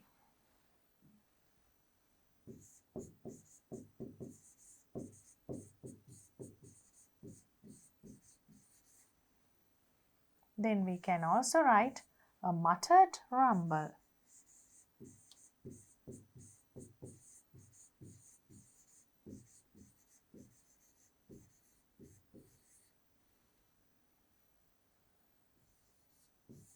We can also write a constant murmur. Constant.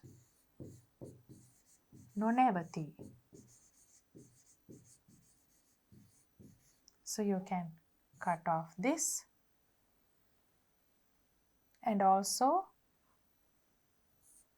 rumble. We wrote muttered rumble.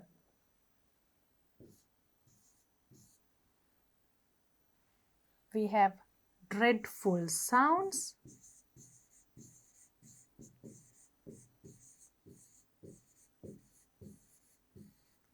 And also we have shadowy plains.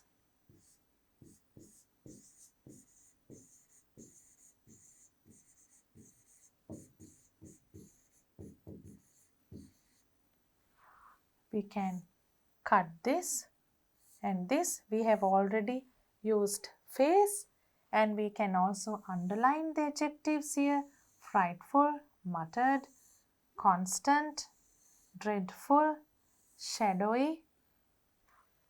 We have scream and ground left. We have broken ground.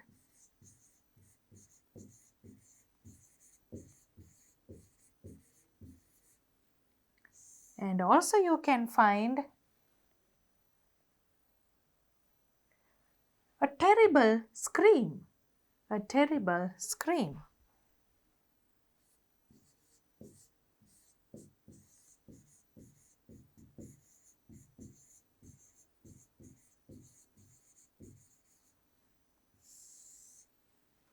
So all these underlined words are adjectives. And what do we have to do next? මේක කරාට පස්සේ තියෙනවා find other adjectives that can be used to describe the given nouns. වෙන adjectives, වෙන නාම විශේෂණ මොනවද මේ nouns එක්කම අපිට පාවිච්චි කරන්න පුළුවන්. අපි ලියලා බලමු. Let's write. Let's move on to write our own adjectives for the nouns given here. Scream, scream, yell, cry. මේ ඔක්කොගෙම එන්නේ කෑ ගහනවා කියන අදහසක්නේ. එතකොට අපිට adjective එකෙන් ඒකේ ස්වභාවය වෙනස් කරන්න පුළුවන්. A loud scream,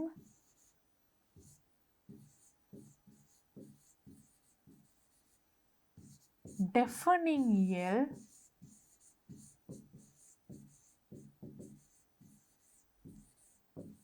ඒ කියන්නේ නිකන් කන් බිහිරි කරවන වගේ ශබ්දයක්. A deafening yell. Cry,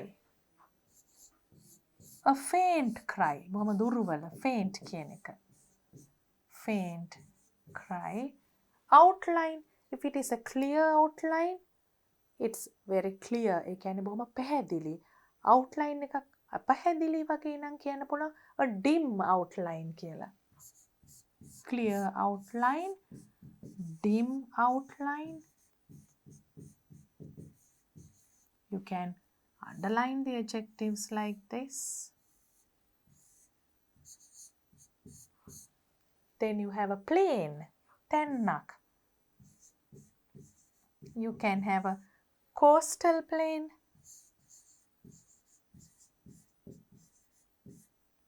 මුහුදුබඩ. Then a night, රාත්‍රියක් ගැන නම් ගොඩාක් adjectives දාන්න පුළුවන්. ලස්සන අදහස් එන විදියට. Starry night, තරු පිරුණු රැයක්. Starry.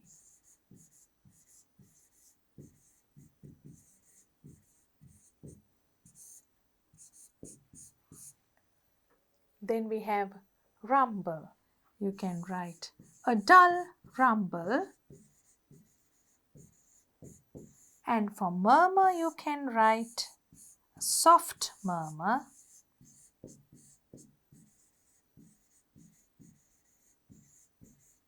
For a ground, you can write a leveled ground.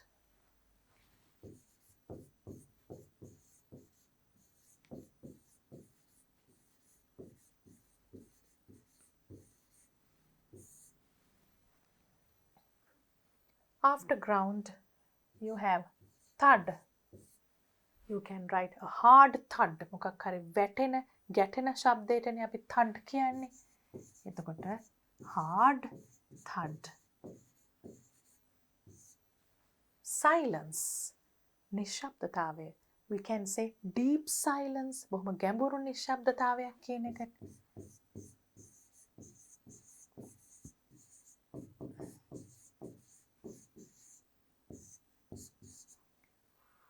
We have already written night sounds. You can write a pleasant sound or an unpleasant sound. බය හිතෙන ශබ්දයක්ද, සුන්දර බොහොම ආස හිතෙන හිත නිවෙන විදිහේ ශබ්දයක්ද, ඒ කියන්න ඕන අදහස අනුව එක එක adjectives පාවිච්චි කරන්න පුළුවන්. You can use different adjectives. Let's write scary sound. බය හිතෙන.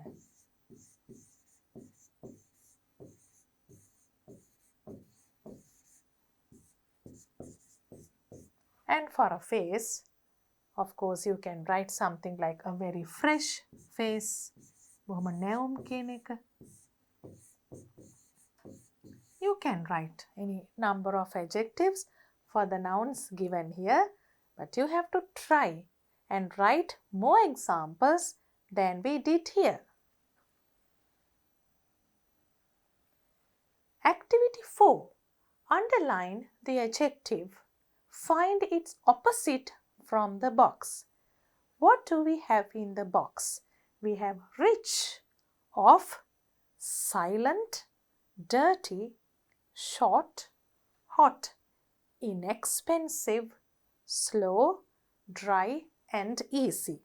Let's underline the adjectives here and find the opposites. The clothes are clean. Obviously, what's the opposite? Dirty. The homework is hard. Hard opposite is easy.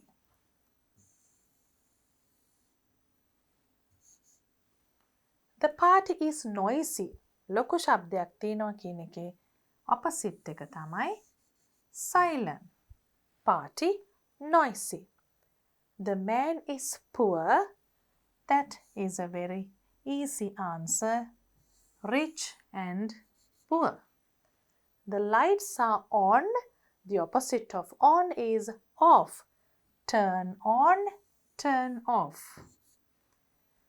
The perfume is expensive. සුවඳ විලවුන් බොහොම මිලෙන් අධිකයි කියන එක expensive. So the opposite is inexpensive with the in prefix. Expensive, inexpensive. The car is fast. So the opposite is slow.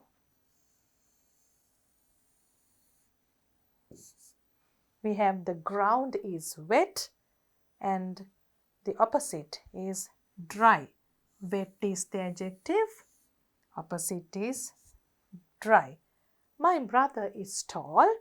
Tall is the adjective and short is the opposite. The weather is cold. Cold is the adjective and hot is the opposite.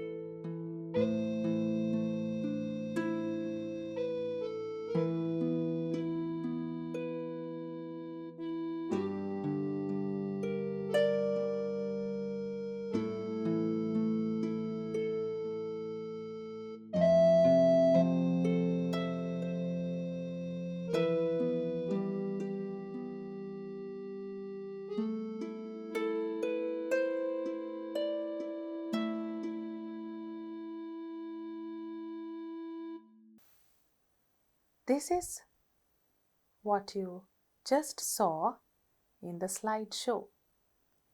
Anne Frank. Have you ever heard of Anne Frank? Anne Frank ගැන ඔයාලා පුතාලා මීට කලින් අහලා තිබුණාද? අනිවාර්යෙන්ම අහලා තියෙන්න ඇති. She is very famous for the diary she maintained when she was living in a secret annex.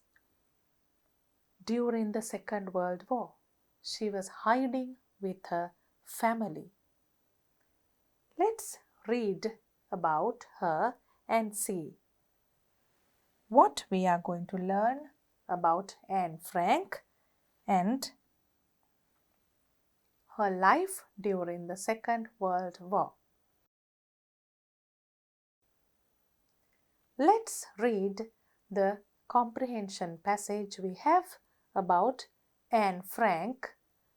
Before that, I'll show you a poem written about Anne Frank. After we read and answer the questions, we can go through this poem. You will understand it more. Activity 5. Reading. Read the paragraph about Anne Frank and answer the questions. Can you see the book Anne Frank? It says The Diary of a Young Girl. Before we started the unit, also we discussed this a little bit.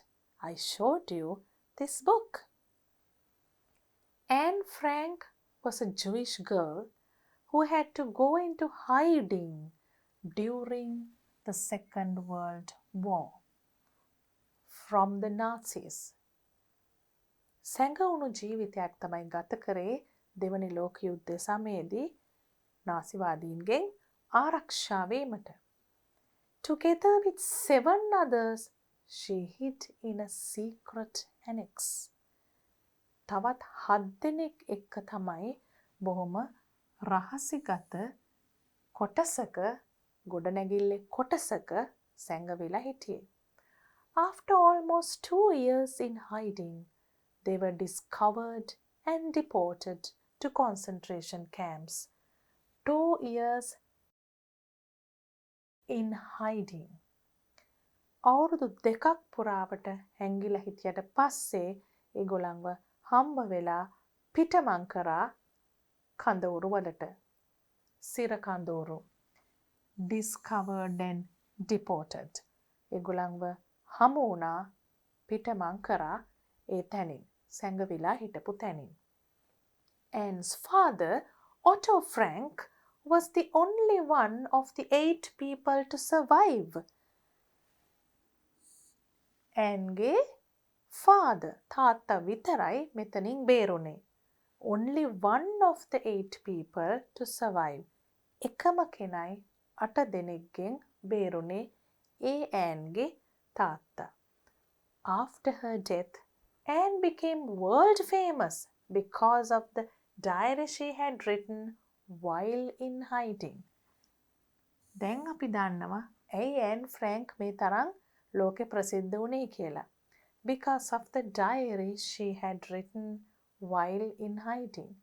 ඒ ලියපු diary එක නිසා ජීවිතේ කොයිතරම් අසීරු වුණාද මේ හැංගිලා ඉන්නකොට යුද්ධයක් යන අතරේ කොයි වෙලේ සතුරාට අහුවේද කියලා දන්නේ නැතුව හැංගිලා ඉන්න ගමන් ළමයෙක්ගේ සිතක ඇති වුණු සිතිවිලි ටික එයාගේ අත්දැකීම් ටික තමයි මේ ඩයරි එකේ ලිව්වේ. අදටත් ඇන් ෆ්‍රැන්ක් හුයි කියන ඇන් ෆ්‍රැන්ක්ගේ නිවස කෞතුකාගාරයක් හැටියට නෙදර්ලන්තයේදී බලා ගන්න පුළුවන් මේ දේවල් යන්න පුළුවන් වෙච්ච වෙලාවක.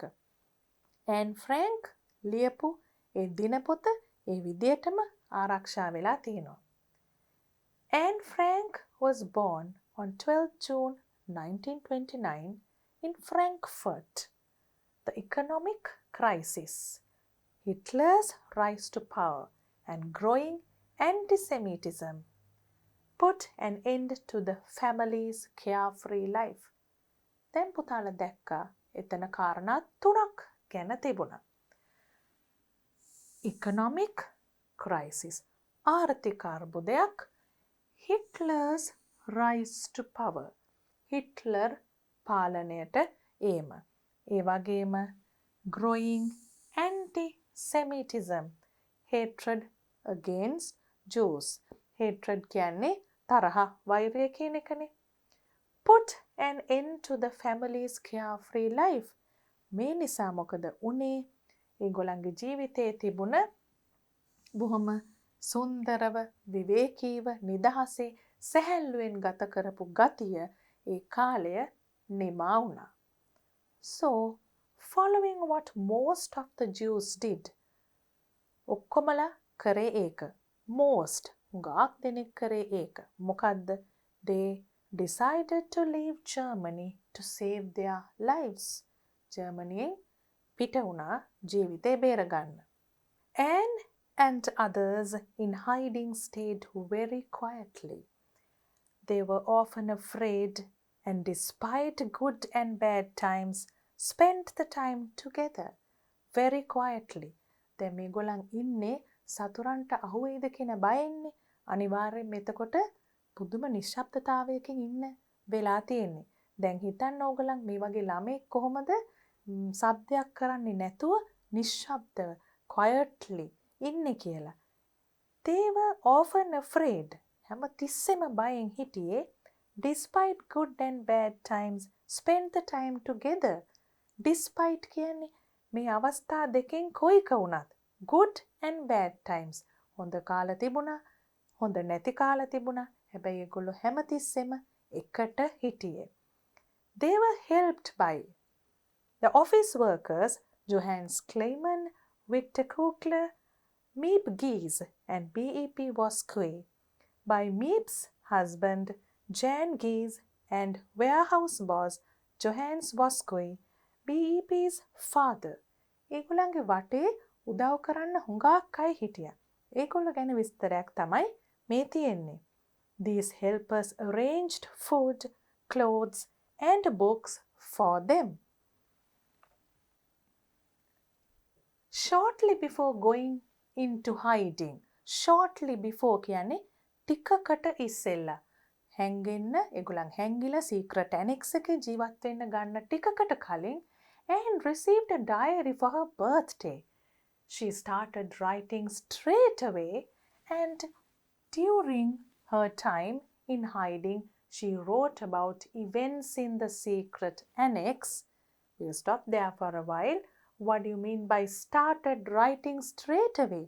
දැන් ඩයරි එක තෑග්ගක් හැටියට ලැබුණ ගමම්ම ඩයරි එකේ ලියන්න පටන් ගත්තා. She wrote about events in the secret annex. ඒ කියන්නේ ඒගොල්ලන් හැංගිලා හිටපු තැන වෙච්ච දේවල්. තව මොනවද ලිව්වේ? About herself and about humanity. එයා ගැනත් and තමුන් ගැනත් ලිව්වා. මනුෂ්‍යත්වය ගැන ලිව්වා. හුඟක් සංවේදී අදහස් තිබුණ දරුවෙක් තමයි මේ ඇන් ෆ්‍රැන්ක් කියන්නේ. Her diary was a great support and source of relief to her. දැන් මේ හැංගිලා නිශ්ශබ්දතාවයෙන් ඉන්න කාලය ඇතුළතත් ඇන්ට හුඟක්ම සහනයක් උනේ මොකද්ද මේ ඩයරි එක. Because you write what you feel. තමුන්ට හිතෙන දේ ලියනවා. On 4th of August 1944, the people in hiding were arrested. ඒ කියන්නේ මේ දවසේ තමයි secret annex එකේ හැංගිලා හිටපු අයව අත්අඩංගුවට ගත්තේ. එහෙම නැත්නම් ඒගොල්ලන්ව අල්ලගත්තේ. They were deported to Auschwitz.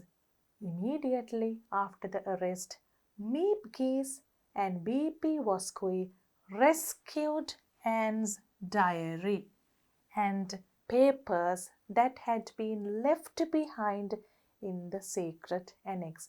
මොකක්ද එතන කිව්වේ? ඒගොල්ලන්ව අපි ඉස්සෙල්ලා කතා කරා concentration camps වලට deport කරා කියලා, පිටුවහල් කරා කියලා. After they were deported, immediately after that. ඒ කියන්නේ ඒ විගසින්ම මොකක්ද කරේ? ඒගොල්ලන්ගේ උදව්වට හිටපු මේ Miep Gies and B.P. Voskui කියන දෙන්නා rescue කරා නැත්තම් බේරගත්තා. ඩයරි එක නැති වෙන්න දෙන්නේ නැතුව ප්‍රවේශමෙන් තියාගත්තා. Despite intensive investigation. දැන් පුතාලට පේනවා මේ despite කියන වචනේ ආයිමත් ඇවිල්ලා තියෙනවා. මොකක්ද මේ despite කියන්නේ? It's a very important connective word. ආයිමත් කියන්නේ මේ intensive investigations. එහෙම නැත්තම් බොහොම තීව්‍ර විමර්ශන තිබිලත්. ඒ කියන්නේ ඒ තීව්‍ර විමර්ශනයේ තිබුණට මොකක්ද වුණේ නැත්තේ? It had never been clear how the hiding place had been discovered. දැන් මේගොල්ලෝ හැංගිලා හිටපු විදිහ තැන කොහොමද හම්බුනේ? ඒගොල්ලන් ඩිස්කවර් කරගත්තේ, හොයාගත්තේ කොහොමද කියන එක දන්නේ නැහැ අදටත්. Never been clear. It had never been clear. Today, people from all over the world learn of Anne Frank's story. දැන් මෙච්චර කාලයකට පස්සෙත් ලෝකෙ පුරාම විසිරලා ඉන්න මිනිස්සු මේ ඇන් ෆ්‍රෑන්ක්ගේ කතාව ගැන ඉගෙන ගන්නවා. Over the years, Otto Frank answered thousands of letters from people who had read his daughter's diary. You remember Otto Frank? Anne Frank's father survived. ඉතින් මේ තාත්තා ලෝකෙ පුරාම හිටපු අය ලියපු ලියුම් වලට thousands of letters from people who had read his daughter's diary උත්තර දුන්නා. මෙයාගේ දුවගේ ලියුම් ඩයරි එක කියවලා ලියුම් ඉවපු අයට පිළිතුරු ලිව්වා මේ තාත්තා. In 1960, the Anne Frank house became a museum. දැන් මම පුතාලට ඉස්සෙල්ලා අපි කතා කරනකොට පින්තූර බැලුවට පස්සේ කිව්වා මේ තැනට ගිහිල්ලා බලන්න පුළුවන් ලස්සන මියුසියම් එකක් විදියට තියෙනවා ඇන් ෆ්‍රැන්ක් හිටපු ගෙදර. ඒක ගෙදරක් නෙවෙයි ඔෆිස් බිල්ඩින් එකක් කොටසක තමයි මේ ඇන් ෆ්‍රැන්ක් හැංගිලා හිටියේ.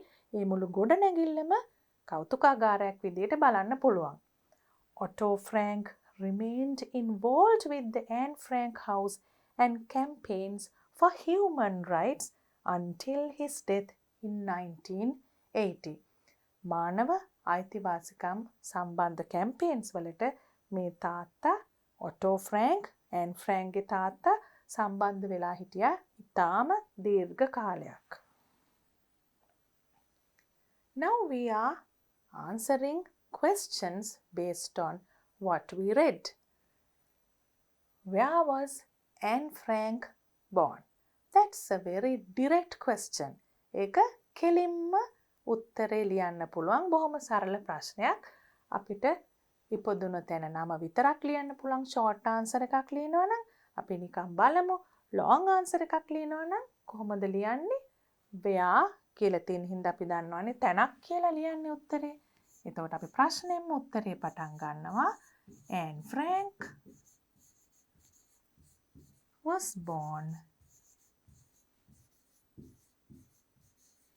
කියලා අපි පැසේජ් එකේ පළවෙනිම තැන තියෙනවා ඇන් ෆ්‍රැන්ක් ඉපදුනේ කොතනද කියලා.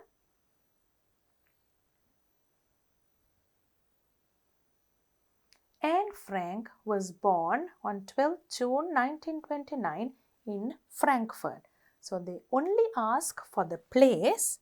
So we write only the name of the place.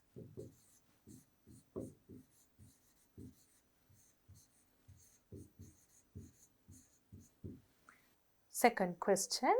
Why did Anne and her family members go into hiding? ඇයි ඇන්ටයි ඇන්ගේ පවුලේ අයටයි හැංගෙන්න උනේ? ඒකත් තිබුණා අපේ පැසේජ් එක පටන් ගත්ත තැනම. Anne Frank was a Jewish girl who had to go into hiding during the Second World War from the Nazis. එතකොට අපිට ලියන්න පුළුවන් they had to, Anne and her family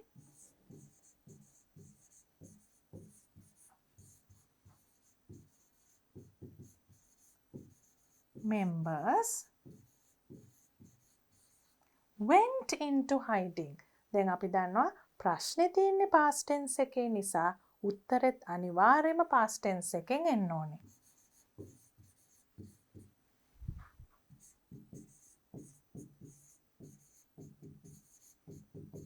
Went into hiding to save their lives from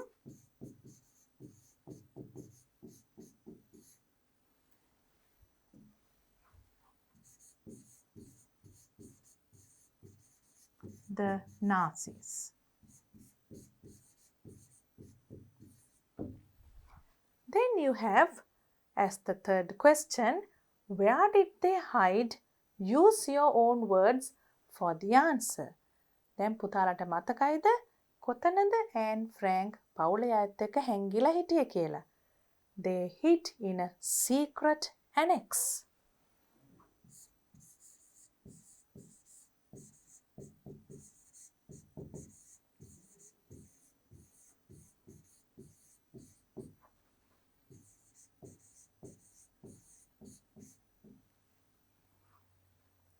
What's the fourth question? Why was it impossible? Possible, impossible. We did in prefixes and suffixes. What is impossible? ඒ කියන්නේ ඒගොල්ලන්ට කරගන්න බැරි වුණා කියන එක. Why was it impossible for Anne's family to remain in their own country? ඒගොල්ලන්ගේ රටේ ඉන්න බැරි වුණේ ඇයි? ඇයි එතනින් යන්න උනේ? පුතාලට මතකයිද අපි කාරණා තුනක් highlight කරා. Let's go back to the passage and see what those points are. The economic crisis, Hitler's rise to power, and growing anti-Semitism, which means hatred against Jews. අපි එක කතා කරා කියවන වෙලාවේදී දැන් ඒ උත්තරේ ලියමු. It was impossible. දැන් ඒ උත්තර තුන විතරක් කෙටි ආන්සර් එකක් ලියනකොට ලියන්න පුළුවන්. If we write a full answer, we start from the question itself. It was. Was it becomes it was impossible. මේ ටිකම තමයි උත්තරේටත් එන්නේ. For Anne's family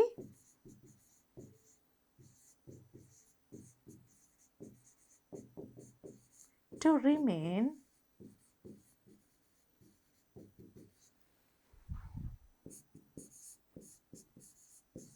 in their own country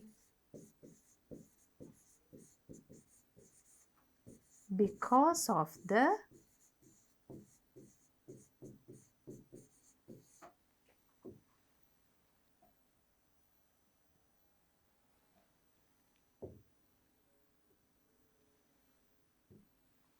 economic crisis,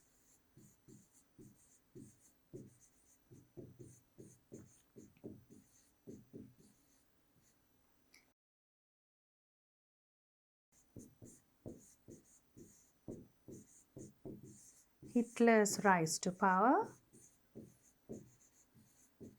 and the growing hatred towards Jews.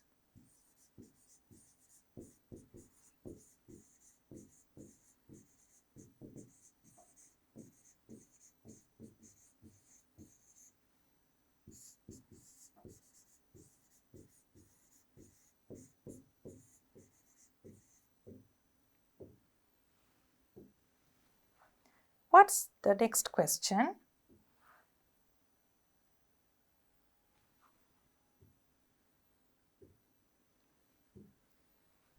What kind of a life did they lead in hiding? ඒගොල්ලෝ මොන වගේ ජීවිතයක්ද ගත කරේ? They could not talk loudly. They had to live very quietly.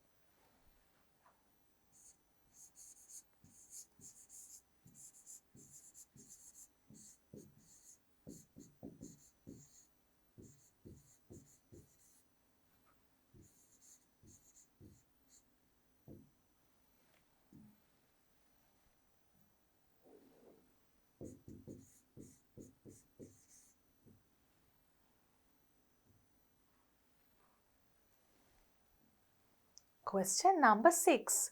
What did she write in her diary? මොනවද and එයාගේ diary එකේ ලිව්වේ? She wrote about the events in the secret annex, about herself, and also about humanity. So we can write, she wrote about the events in the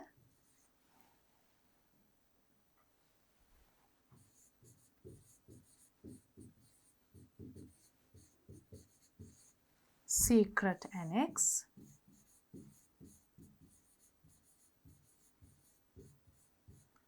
about herself,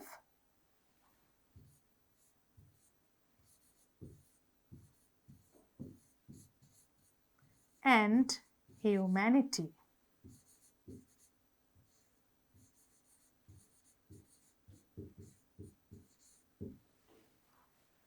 Then the seventh question is, why was she attached so much to the diary? ඇයි and මේ තරම් diary එකත් එක්ක බැඳීමක් ඇති කරගෙන හිටිය? Attached. Can you remember? We read it here. There was a beautiful statement. Her diary was a great support and source of relief to her. අපි කතා කරා ළමයෙක් මෙහෙම හැංගිලා ඉන්නකොට ශබ්ද නගලා කතා කරන්නවත් බැරුව ඉන්නකොට කොච්චර පීඩනයකින්ද ඉන්නේ. එතකොට එයා ඩයරි එක ලියලා ලොකු සහනයක් ලබා ගත්තා. And it was a great support. ඒක ලොකු උදව්වක් වුණා ඇන්ට. So you can write both answers here.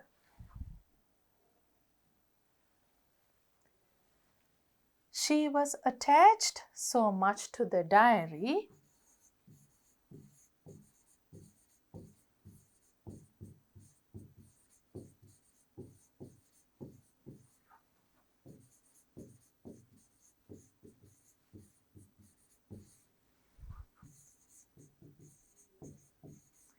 because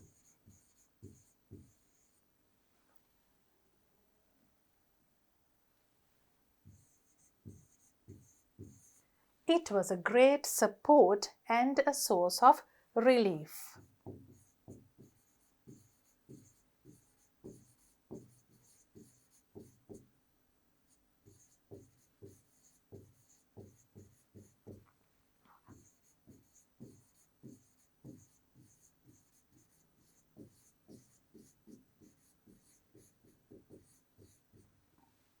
Let's move on to the eighth question. Why did Anne Frank become famous? දැන් දුවල පුතාලා හොඳටම දන්නවා යා ඇයි මේ තරම් ලෝකේ ප්‍රසිද්ධ වුණේ කියලා. We read it and we discussed it quite a few times. She became famous or Anne Frank became famous. Turn into past tense.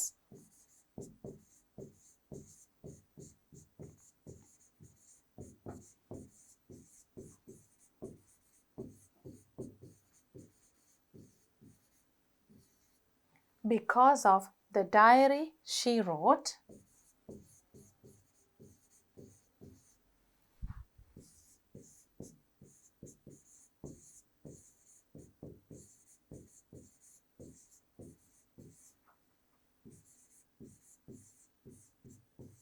When did she write it? You have to mention it to complete this answer. Diary එක නිසා ප්‍රසිද්ධ වුණා කිව්වත් ඇති. හැබැයි වඩා හොඳයි ඉතුරු ටිකත් ලිව්වොත් because of the diary she wrote while she was hiding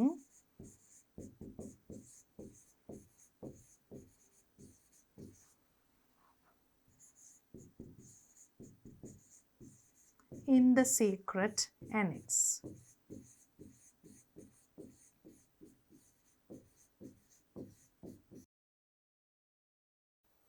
So now we are moving on to the ninth question. Where was the family sent after they were arrested? They were arrested and sent back to Auschwitz.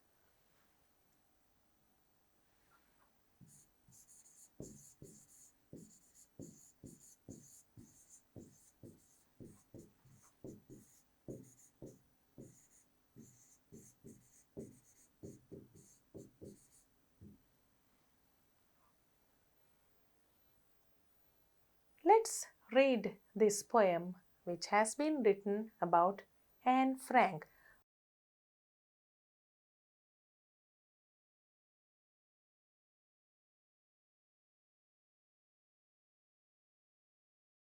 මං කිව්වා දෝල පුතාලට and Frank ගෙදර මේ හුයි කියන අදහස් වෙන්නේ එයාගේ ගෙදර දැන් මියුසියම් එකක් හැටියට තියෙන කාලේ දැනටත් වඩා හුඟක් කලින් කාලෙක එතෙන්ට ගිය කෙනෙක් මේ ඇන්ගේ එක්ස්පීරියන්ස් එක අත්දැකීම විඳපු හැටි තමයි මේ පොයම් එකෙන් කියලා දෙන්නේ. අපි නිකන් ඒ poem එක චුට්ටක් කියවලා බලමු. මොකක්ද ඒකෙන් අදහස් වෙන්නේ කියලා. Even now, after twice her lifetime of grief and anger in the very place, whoever comes to climb these narrow stairs discovers how the bookcase slides aside, then walks through shadow into sunlit rooms, can never help but break her secrecy again. දල වශයෙන් කියනවා නම් ඒ යන කෙනාට එදා ඈන්ට දැනුණ විදිහටම තේරෙනවා මේ narrow staircase. ඒ කියන්නේ අර පටු පඩි පෙළවල් නැගගෙන යනකොට එතකොට ඒගොල්ලන්ගේ ඇතුල් වෙන තැන දොර bookcase එකකින් පොත් රාක්කකින් තමයි වහලා තිබුණේ. එතකොට ඒක දොරක් හැටියට නොපෙනෙන්න. එතකොට මේ යන කෙනාට මේ ඔක්කොම එදා විදිහටම දැනෙනවා කියන එක තමයි මේකේ දල අදහස. Just listening is a kind of guilt. The Westerkirk repeats itself outside, as if all time worked round towards her fear and made each stroke die down on guarded streets. දැන් මේ guarded streets කියන්නේ හැමතිස්සෙම හිටියේ ඒ වගේ බොහොම අනාරක්ෂිත තැනක. මොකද කොයි වෙලේ අහුවෙයිද දන්නේ නැහැ. ඊටාම බියමුසු වටපිටාවක් තිබුණේ. ඉතින් ඒක තමයි මේ poet කියන්නේ එයාට දැනුණා කියලා. Imagine it, 3 years of whispering and loneliness and plotting. Imagine it. Poet කියනවා අපිට හිතලා බලන්න අවුරුදු 3ක් පුරාවට whispering කතා කරන්නවත් හරියට බැරුව රහසේ කොඳුරමින් ඉන්න උනා. And loneliness and plotting තනිකම. Day by day, the elite line in Europe with a yellow chalk. What hope she had for ordinary love and interest survives her here, displayed above the bed as pictures of her family, some actors, fashions chosen by Princess Elizabeth, and those who stoop to see them find not only patience missing its reward, but one enduring wish for chances. ඒ කියන්නේ මේ ඈන්ගේ ඇඳ ළඟ හුඟක් පින්තූර ගහලා තිබුණා. පුතාලා දන්නවා එයාට එළියට බහින්නත් බෑ. හුඟක් දේවල් විනෝද වෙන්නත් බෑ. ඒ නිසා එක එක විලාසිතා ගැන එක එක ආස පුද්ගලයෝ පිළිබඳව එයා හිතුව දේවල් එයාට කරන්න බැරි වුණ නිසා පින්තූර වලින් එල්ලලා තිබුණා. ඒවා ඒ කෞතුකාගාරයේ දකින්න කෙනාට හිතෙනවා මේ වගේ සිතිවිලි තමයි මේ දරුවගේ හිතේ තියෙන්නේ නැත්තේ. මේ වගේ ආසාවල් තමයි තියෙන්නේ නැත්තේ. මේ වගේ ඉවසීමක් තමයි තියෙන්නේ නැත්තේ. Patience missing its reward. එච්චර අවුරුදු ගාණක් ඉවසීමෙන් හිටියත් රිවෝඩ් එකක් ලැබුණේ නෑ ඒ ඉවසීම වෙනුවෙන්. මොකද ඒගොල්ලන්ව අන්තිමේදී අහුවුන නිසා. But one ending wish for chances like my own, to live as simply as I do and walk at ease up dusty tree-lined avenues or watch a silent barge come clear of bridges settling their reflections in the blue canal. අවසාන වශයෙන් ඒ poet කියනවා අපි අද ඒ කියන්නේ යා ඒ poem එක ලියන කාලය වෙනකොට මොනතරම් නිදහසක්ද භුක්ති විඳින්නේ මේ කාලෙත් එක්ක සසඳලා බලනකොට. එතකොට මම මේ පුතාලට ඊටාම දල අදහසක් කිව්වේ හුඟක් ලස්සන poem එකක් ඇන් ෆ්‍රැන්ක් ගැන ලියපු. අපි ඇන් ෆ්‍රැන්ක් ගැන හුඟක් අද reading passage එකෙත් කතා කරපු නිසා. Activity 6. Complete with suitable adjectives. Suitable adjectives කියන්නේ මේ දීලා තියෙන අදහස් වලට ගැළපෙන නාම විශේෂණ වලින් තමයි අපි මේ blanks fill කරන්න ඕනේ. His thank පුරවන්න ඕනේ. The blank elephant loved peanuts. Peanuts වලට ආසයි මොන elephant? අපිට දාන්න පුළුවන් baby elephant වගේ වචනයක්. උදාහරණයක් ඇටියට The baby elephant loved peanuts. The blank sun melted the snow. දැන් ඉර හුඟක්ම හිරු රශ්මිය වැඩියෙන් දෙන වෙලාවක තමයි snow melt වෙනවා කියන්නේ හිම දිය වෙනවා කියන්නේ. එතකොට අපිට sun කියන එකට මෙතන අවශ්‍ය වෙනවා හුඟක්ම හිරු රශ්මිය විහිදෙන වෙලාවක් කියන එක හඟවන්න. එතකොට අපිට දාන්න පුළුවන් මෙන්න මේ වගේ වචනයක් the blazing sun. හුඟක්ම රස්නේ වෙලාවට ඉරව්ව නිසා අපිට කියන්න පුළුවන් the blazing sun කියලා වගේ අවස්ථාවක. Those blank flowers are rare. rare කියන්නේ මොකද්ද? හරිම කලාතුරකින් තියෙන්නේ කියන එක. එතකොට අපිට සාමාන්‍යයෙන් නිතර දකින්න නැති මලක පාටක් දාන්න පුළුවන්. නැත්තම් මල් ජාතියක නමක් දාන්න පුළුවන්. Let's put those purple flowers are rare.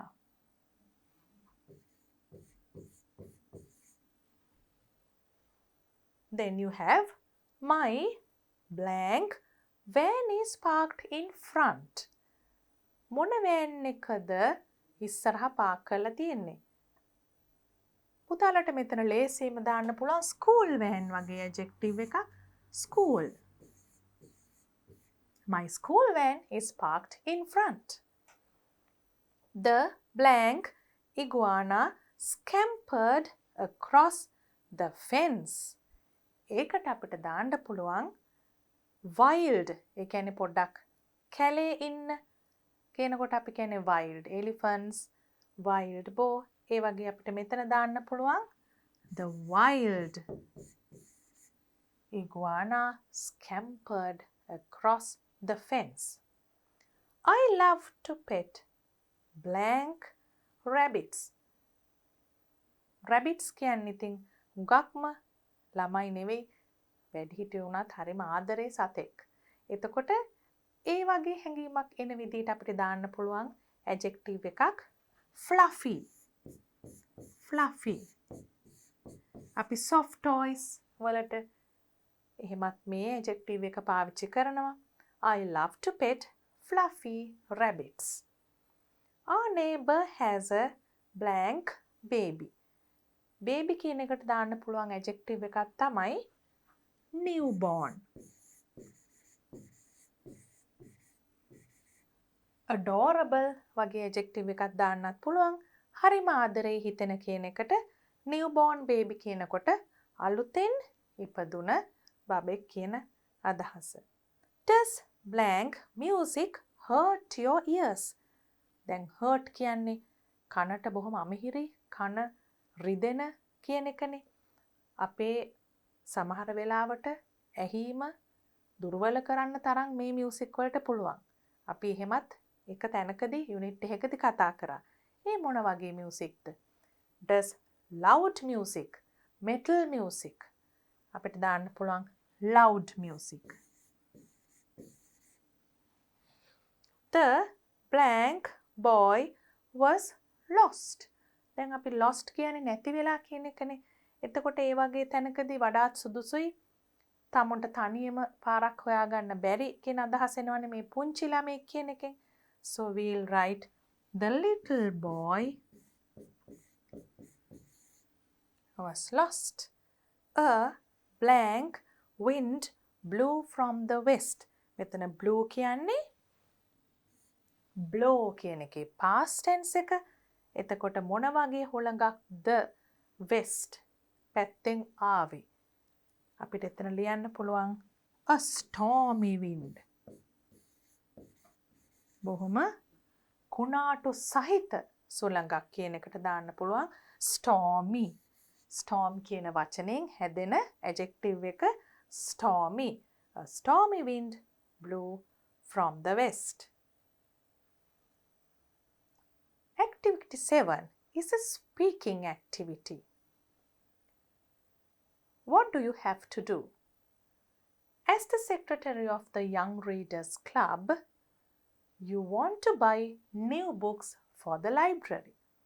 Young Readers Club කියලා ක්ලබ් එකක් තියෙනවා. ළමයි එකතු වෙලා පොත් කියවන හුඟක් රසවත් ක්ලබ් එකක් වෙන්න ඕනේ. ඒකේ සෙක්‍රටරි ලේකම් හැටියට හිතලා තමයි මේ ඇක්ටිවිටි එක කරන්න තියෙන්නේ. මොකද ලයිබ්‍රරි එකට අලුතෙන් පොත් ගන්නයි යන්නේ. To buy new books.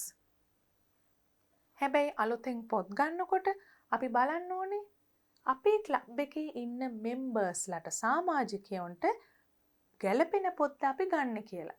එතකොට මොකද්ද කරන්න ඕනේ? Interview 5 students about their interests in reading and fill in the following grid. Interview. පස් දෙනෙක් අරගෙන ඉන්ටර්විව් කරලා සාකච්ඡා කරලා ඒගොල්ලන් මොන වගේ දේවල්ද කියවන්න කැමති about their interests in reading, whether they are detective stories or whether they are fairy tales. ඒ වගේ එක එක දේවල් ළමයි කැමති ඒක අහන්න, ඒක දැනගන්න, මේ grid එක පුරවන්න අපි ඉන්ටර්විව් කරලා විස්තර ගන්න ඕනේ. First, introduce yourself. So you can write your name. පුතාලගේ නම මෙතන ලියන්න පුළුවන්. මම උදාහරණයක් හැටියට ලියනවා. I am Shalini Pereira and I am the secretary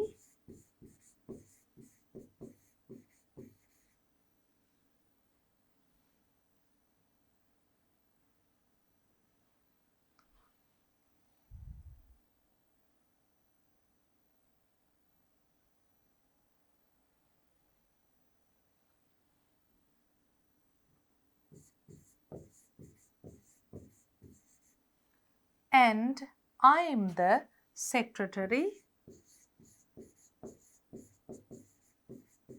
of the Young Readers Club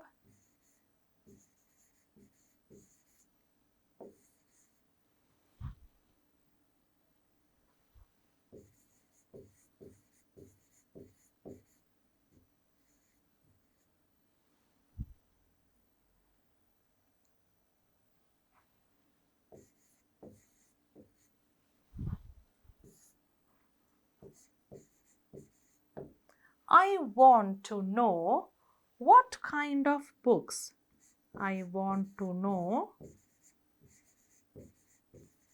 what kind of books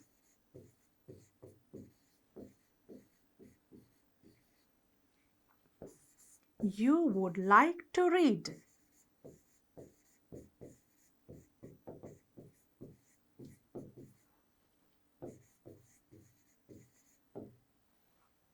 Before interviewing one by one, this can be told to everyone. එක එක්කෙනාගෙන් වෙනම ප්‍රශ්න අහන්න ඉස්සෙල්ලා මේ විදියට ඉස්සෙල්ලා කියන්න පුළුවන්.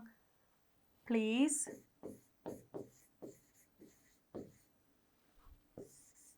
give me your ideas. Shalini Pereira. I am Shalini Pereira and I am the secretary of the Young Readers Club. I want to know what kind of books you would like to read. Please give me your ideas. I'll be asking questions about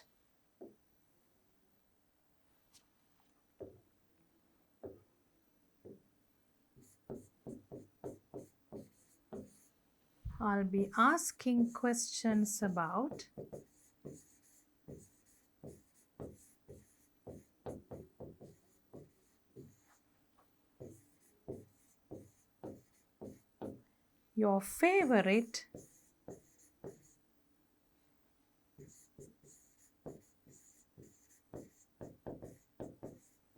books and also hobbies. මෙහෙම කිව්වම අනිත් අය ලෑස්ති වෙලා ඉන්නවා උත්තර දෙන්න. එතනදී පුළුවන් අහන්න What's your favorite book? Who is your favorite author? ඒ වගේ ප්‍රශ්න අහන්න පුළුවන්. What do you do during your free time? එතකොට ඒවා සමහර වෙලාවට රීඩින් වලට කැමති අය තමයි වැඩි. ඒකම වෙනත් දේවල් වලට කැමති අය ඉන්නත් පුළුවන්. ඒ ප්‍රශ්න ටික අහන්න පුළුවන් මේ වගේ introduction එකක් දුන්නට පස්සේ. We'll write a few questions you can ask. First you have to ask the basic questions. මූලික ප්‍රශ්න ටික ඉස්සෙල්ලා අහනවා. අපි දන්නවා what's your name?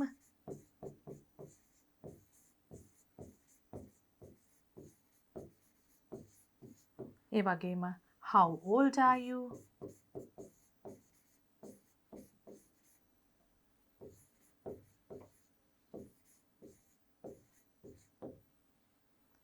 ඊට පස්සේ අහන්න පුළුවන් where do you live?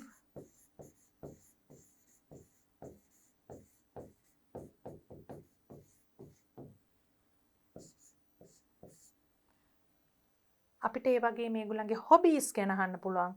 විවේක වේලාවට මොකද්ද කරන විනෝදාංශ කියලා. What are your hobbies?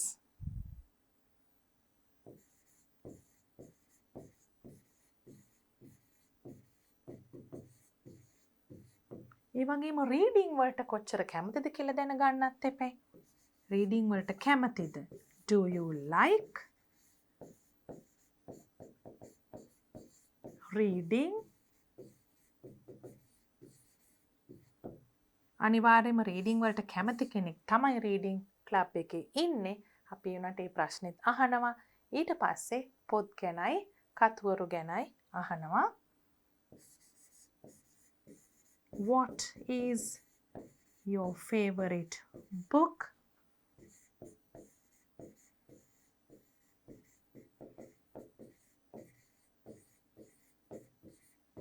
Who is your favorite author?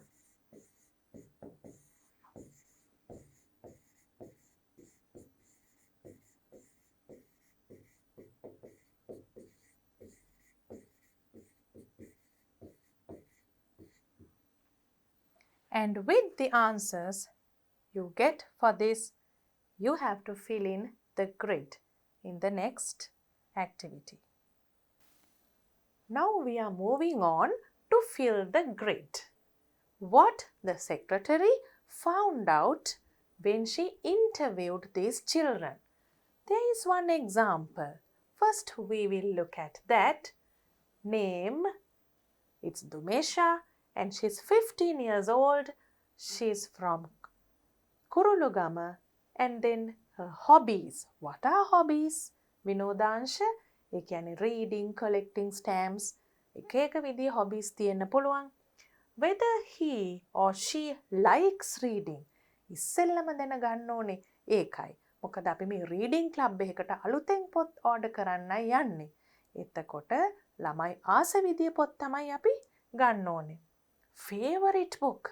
ආසම පොත මොකද්ද? Favorite author. කවුද කැමතිම රචකයා? කතුවරයා. දැන් මෙතන Dumesha's favorite book is Jane Eyre and her favorite author is the author of Jane Eyre, Charlotte Bronte. Now we will write another example. Another name, Amira. You can put any age around 14, 15 or 16 years. And then you can also write any hometown.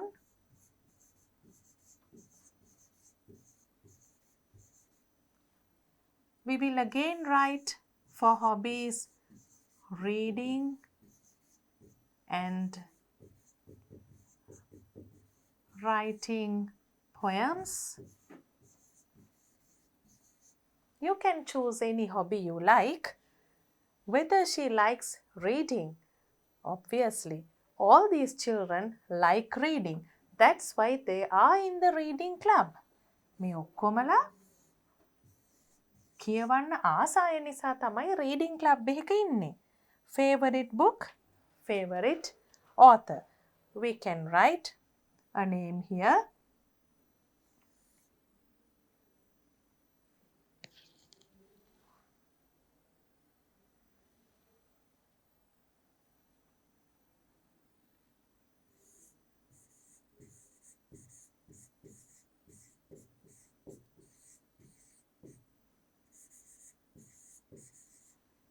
Charlotte's Web, E.B. White.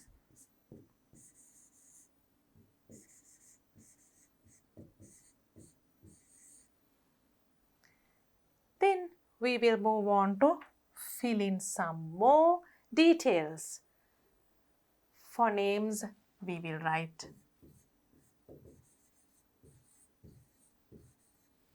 Nimesh, Senuti. Then we'll put some ages like 15, 13. Then you can put any hobbies of your choice. Gardening.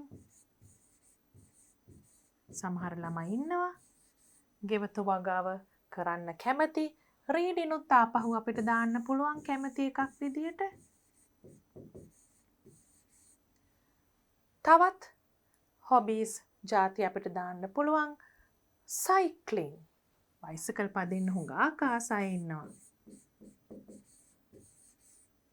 Writing stories. Some children like to write stories.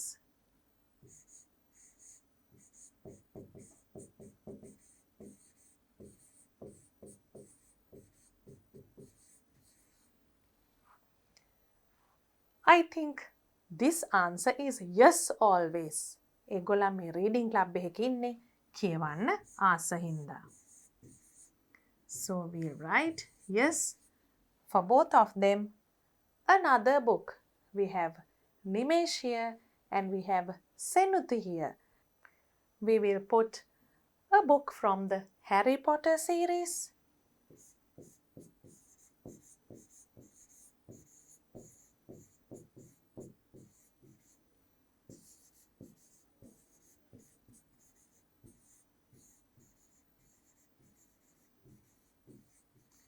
Harry Potter and the Chamber of Secrets. And we'll write the author too.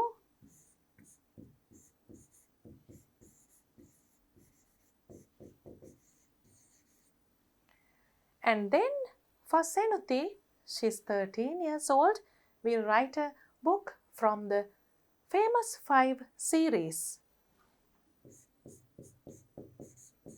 5 have plenty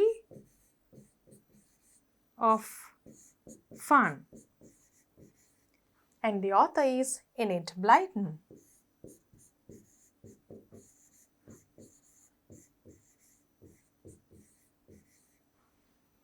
And we have 2 more to fill. In your grid, let's put 2 names.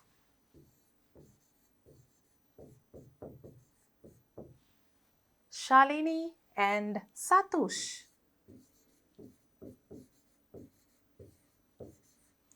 Shalini and Satush. Let's put 12 years and 14 years. පුතාලට මේවට කැමති වයසවල් දාන්න පුළුවන් නම් දාන්න පුළුවන්. ඔයගලන්ගේ යාළුවෝ ආස පොත් අහලා ඒව දාන්න පුළුවන්. අපි මේක කරන්නේ example උදාහරණ. home town එකටත් ඔයගලන් කැමති ගමක නමක් නගරයක නමක් දාන්න පුළුවන්.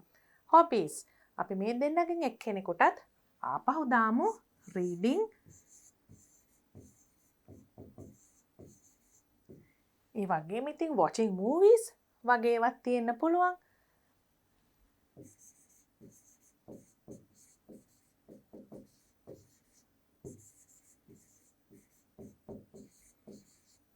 තවත් සමහර ළමයි ඉන්නවා cooking, baking.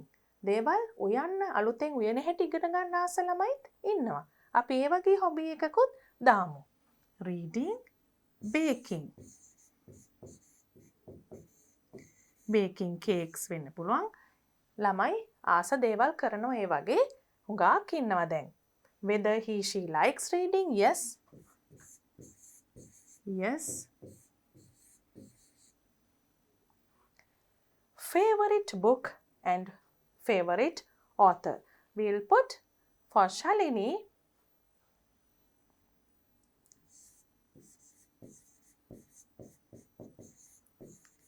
Charlie and the Chocolate Factory.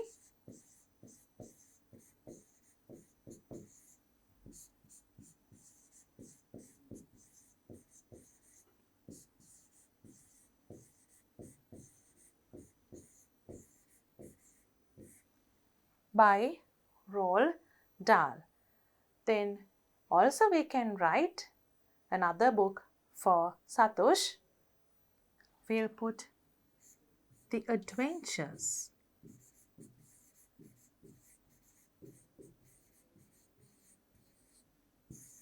of Sherlock Holmes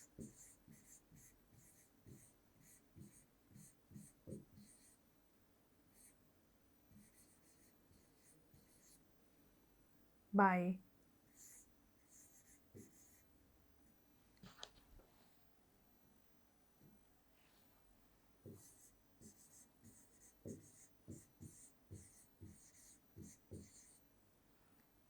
Conan Doyle.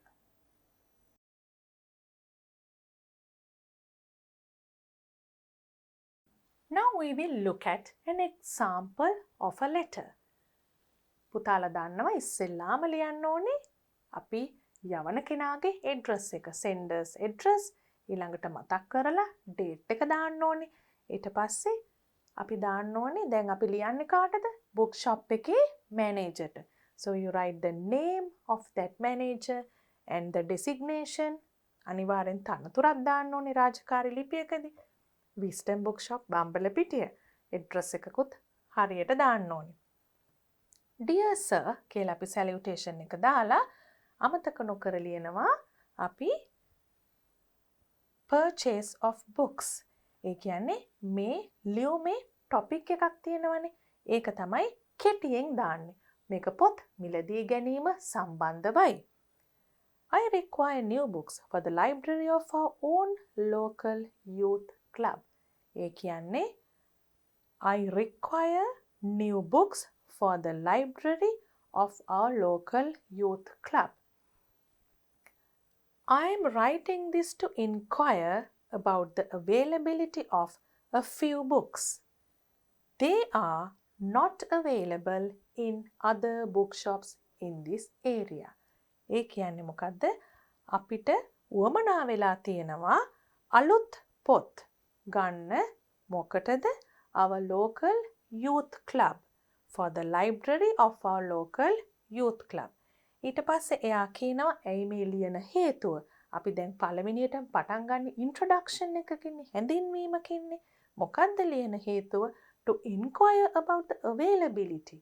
අපේ මේ පොත් තියෙනවද කියලා දැනගන්න තමයි විමසා බලන්න තමයි මේ ලියුම ලියන්නේ කියලාත් සඳහන් කරනවා. Of a few books. ඊට පස්සේ ඒවා වෙනත් පොත් සාප්පුවල මේ පළාතේ නැහැ කියලත් පුංචි අමතර දෙයක්ත් සඳහන් කරනවා.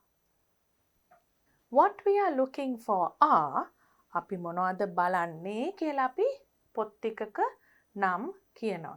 අපි යුනිට් එකේ මේ වෙනකොට සඳහන් කරපු පොත් ටිකක නම් ටිකක් තමයි මෙතන තියෙන්නේ. Robinson Crusoe by Daniel Defoe, Anne Frank, The Diary of a Young Girl, and books belonging to the series Sherlock Holmes by Sir Arthur Conan Doyle. ඔයගලන්ට මතකයි අපි මේ පොත් ගැන කතා කරා එක activities වලදී. We appreciate if you could send us. ඒ කියන්නේ අපි බොහොම politely ආචාරශීලී විදියට කියනවා අපිට එවන්න පුළුවන්ද? අපි බොහොම අගය කරනවා අපිට මෙන්න මේ දේවල් එවන්න පුළුවන් නම් මොනවද? A price list of the above books. මේ පොත්වල මිල ගැන සඳහන් වෙන සඳහනක් ඒ වගේම and other available books of this nature. මේ වගේ තවත් පොත්ද ඔබ ආයතනයෙන් අපිට ලබා ගන්න පුළුවන්. දැන් මේවා කියවම bookshop එකේ මැනේජර් කෙනෙක් කළමනාකරුවෙක් හොඳටම දන්නවා මේ වගේ තියෙන තව පොත් මොනවද කියන එක. එතකොට ඉදිරියේදී ගන්න පුළුවන් නිසා ඒ වගේ දේකුත් ඉල්ලීමක් කරනවා. ඒ වගේ additional information අපිට කරන්නම ලියන්නම කියලා තියෙන දේට අමතරව පොඩි දෙයක් එකතු කරාට කමක් නැහැ. I request you to kindly make arrangements. මම ඉතා කරුණාවෙන් ඔබෙන් ඉල්ලා සිටිනවා මොන වගේ දෙයක් කරන්නද? Make arrangements to send me one copy each by post to the above mentioned address. one copy each by post to the above mentioned address කියන්නේ මොකද්ද? ඒ ලියලා තියෙන නම් වලින් එක පොතකින් එක ගානේ එක නමකින් එක පොත ගානේ මට පෝස්ට් කරන්න තැපෑලෙන් එවන්න පුළුවන්ද? Hoping to hear from you very soon. මේ සම්බන්ධයෙන් මම ඉක්මනින් පිළිතුරක් බලාපොරොත්තු වෙනවා. ඒ කියන්නේ මේ මිල ගණන් ගැන, ඒ වගේම ඒවා තියෙනවද කියන එක ගැන, ඒ වගේම අවසානයේ ඉල්ලීමක් කරලා තිනවා ඒවා තැපෑලෙන් එවන්න පුළුවන්ද කියලාත් සඳහනක් කරන්න කියලා. After that, you have to thank you and yours faithfully කියලා මෙතන ඔයගලන්ගේ අත්සන. You have to put your signature here. Now we are coming to the revision point of this unit. Conjunctions. Conjunctions. ඒ නමේම තියෙනවා මේ conjunctions වලින් කෙරෙන ප්‍රයෝජනය මොකක්ද කියලා වාක්‍යයක් ඇතුලේ. Conjunctions are words used to connect clauses or sentences. මේ connect කියන වචනේ තමයි මෙතන වැඩියෙන්ම වැදගත් වචනේ. To combine sentences, to connect sentences or clauses. සම්පූර්ණ වාක්‍ය වෙන්නත් පුළුවන්. සම්පූර්ණ නොවන වාක්‍ය ඛණ්ඩ වෙන්නත් පුළුවන්. හැබැයි connect කිරීමක්, සම්බන්ධ කිරීමක් තමයි මේ වචන වලින් කරන්නේ. When you look at these words, you will remember many places you have seen these words. Because, and, but, or, while, after, unless, until, when. අපි මොන වගේ අවස්ථාවලද මේවා පාවිච්චි කරන්නේ? Because කියන එක නම් අපි දන්නවා යමක හේතුවක් කියනකොට. I couldn't come to school because I was not well. And කියන එක නම් එක වගේම දේවල් දෙකක් එකතු කරන වෙලාවක. But කියන්නේ contrasting conjunction එකක්. ඒ කියන්නේ මුලින් කියපු දෙයට වඩා වෙනස් දෙයක් ඊළඟට කියනවා නම් අපි but වලින් කියනවා. Or, do you like to have this book or the other book? Or, choice එකක් තෝරා ගැනීමක් දෙන අවස්ථාවකදී. While, අපි මොන හරි කරමින් ඉන්නකොට තවත් දෙයක් වුණා නම් while I was studying, my friend came to my place. After කියන්නේ පස්සේ කියන එක unless. එහෙම no not කියලා අපිට කියන්න අවස්ථාවල් එන්නේ. Unless you study hard, you will find it hard, or you will find it difficult to pass your exam. අපි අවවාද දෙනකොට නිතර කියන්නේ unless you don't revise your work, you won't be able to get good marks. Until කියන්නේ මේ දක්වා. Until now, I cannot forget what happened last week. මොනවා හරි අමතක නොවන දෙයක් වුණා නම් කියන්න පුළුවන් මේ වෙනතුරුත් මට ඒක අමතක කරන්න බෑ. When කියන්නේත් when you came yesterday, I was not at home. ඔබ එන විට මම හිටියේ නෑ. ඒ වගේ අදහසකට. එක එක අවස්ථාවල යෙදෙන විදිය අනුව සුදුසු conjunction එක යොදන්න ඕනේ. Before we move on to look at many more examples of conjunctions, let's do the activity. Fill in the blanks with a suitable conjunction, but, while, and, or because. Number 1. Crusoe considered the threats that could come from man, blank, beast. දැන් පුතාලට මතක් කරගන්න පුළුවන් අපි passage එකේ කියුවා ක්‍රූසෝ කල්පනා කරා මොන වගේ හානියක්ද එතනදි වෙන්න පුළුවන් කියලා. ඒ වෙනකොට එයා දැනගෙන හිටියේ නැහැ හරියටම මේකේ මිනිස්සුද සත්තුද කවුද ඉන්නේ කියලා. So you can write come from man or beast. Number 2, he didn't decide to stay near the sea. ඇයි මුහුද ළඟ ඉන්න හිතුවේ නැත්තේ? තීරණය කරේ නැත්තේ? There wasn't any fresh water. A reason, හේතුවක්.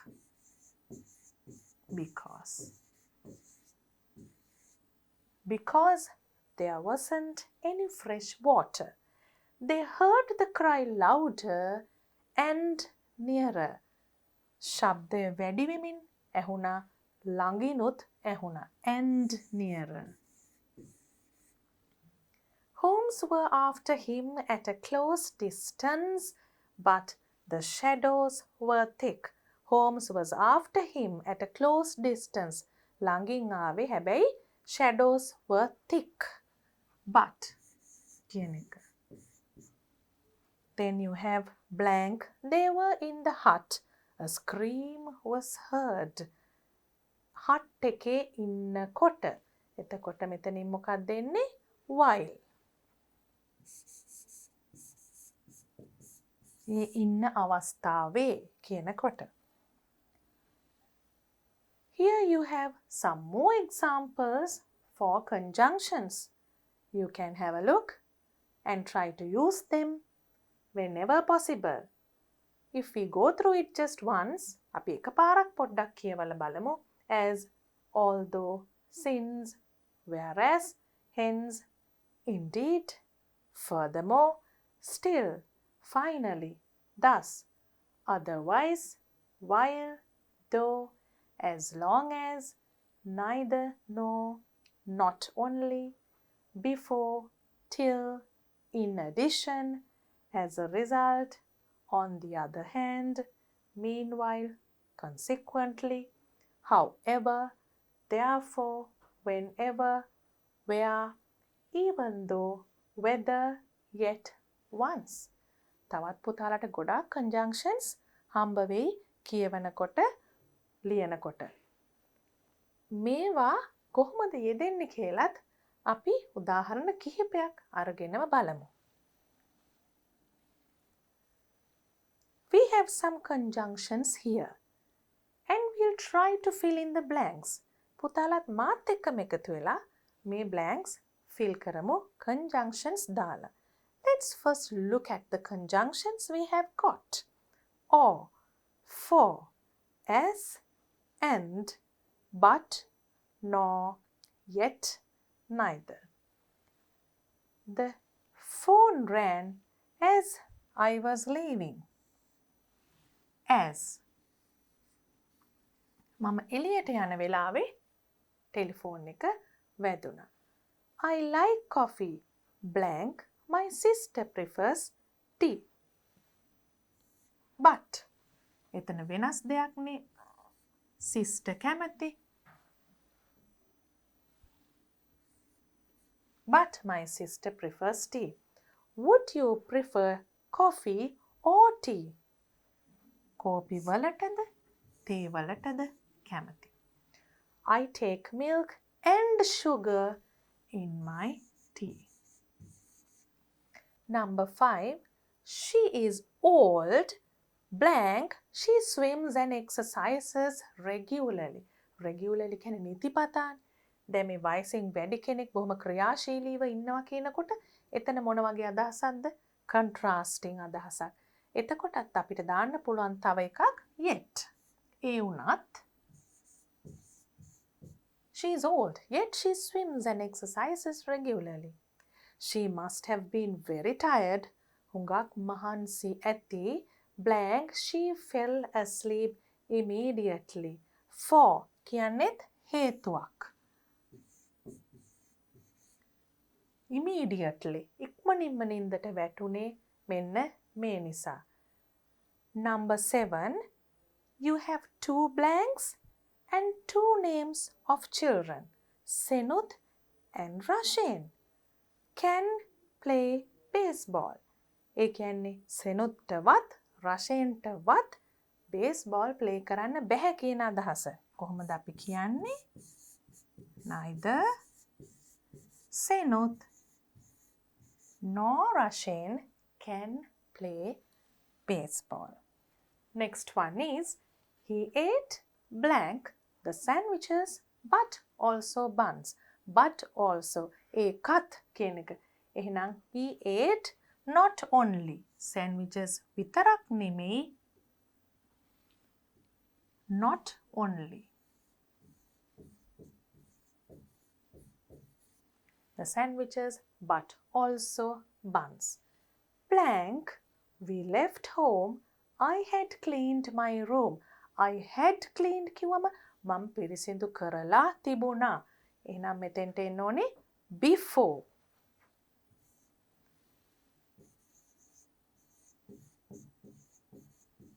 Before we left home. Then number 10, blank, he was washing the dishes. I watered the plants. දැන් ක්‍රියාවල් දෙකක් එකට සිදු වෙනවා. Washing the dishes, watering the plants. එතකොට අපිට දාන්න පුළුවන් මේ while කියන conjunction එක. While he was washing the dishes, I watered the plants. Blank, the weather was bad. We played outside. ඒ කියන්නේ වැස්ස හෝ යම්කිසි නුසුදුසු වාතාවරණයක් තිබෙද්දිත් අවට පරිසරයේ අපි සෙල්ලම් කරා. එතකොට මොකද්ද මේකට ලියන්නේ? Even though the weather was bad. කාලගුණික තත්ත්වය හොඳ නැති වුණත්.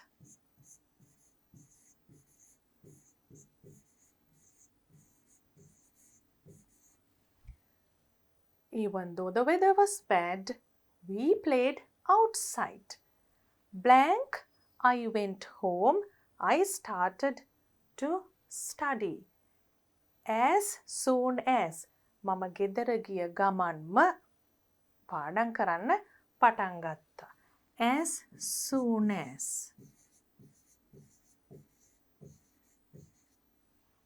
As soon as I went home, I started to study. We usually eat homemade food. අපි සාමාන්‍යයෙන් කන්නේ ගෙදර හදපු කෑම. Blank, we like cooking. You can write because we like cooking. අපි උයන්න ආස නිසා. We can cut even though, not only, as soon as, and because. We usually eat homemade food because we like cooking. They are very rich. Blank, they are not that happy. However, උගාක් පොහොසත්. හැබැයි වැඩියම සතුටෙන් නෙමෙයි ඉන්නේ. ඒකට කියන්නේ මොකද්ද? However, ඒ උනත්. However, they are not that happy. Number 15, it rained a lot. We enjoyed the holiday. ආපහු අවස්ථාවක් තියෙනවා හොඳටම වැස්සත් විනෝද වුණා. එතකොට ඕගොල්ලන් දන්නවා පුතාලා දැන් අපි එක සැරේකුත් පාවිච්චි කරපු නිසා ලේසියෙන්ම දන්නවා මෙතනට දාන්නේ even though. එතනට ගැලපෙන වෙන conjunctions තියෙන්නත් පුළුවන්. even though කියන එක ගැලපෙනවා. Let me know blank you finish early. ඉක්මනට ඉවර වුණොත් කියන්න. එතකොට අපිට දාන්න පුළුවන් if කියන එක.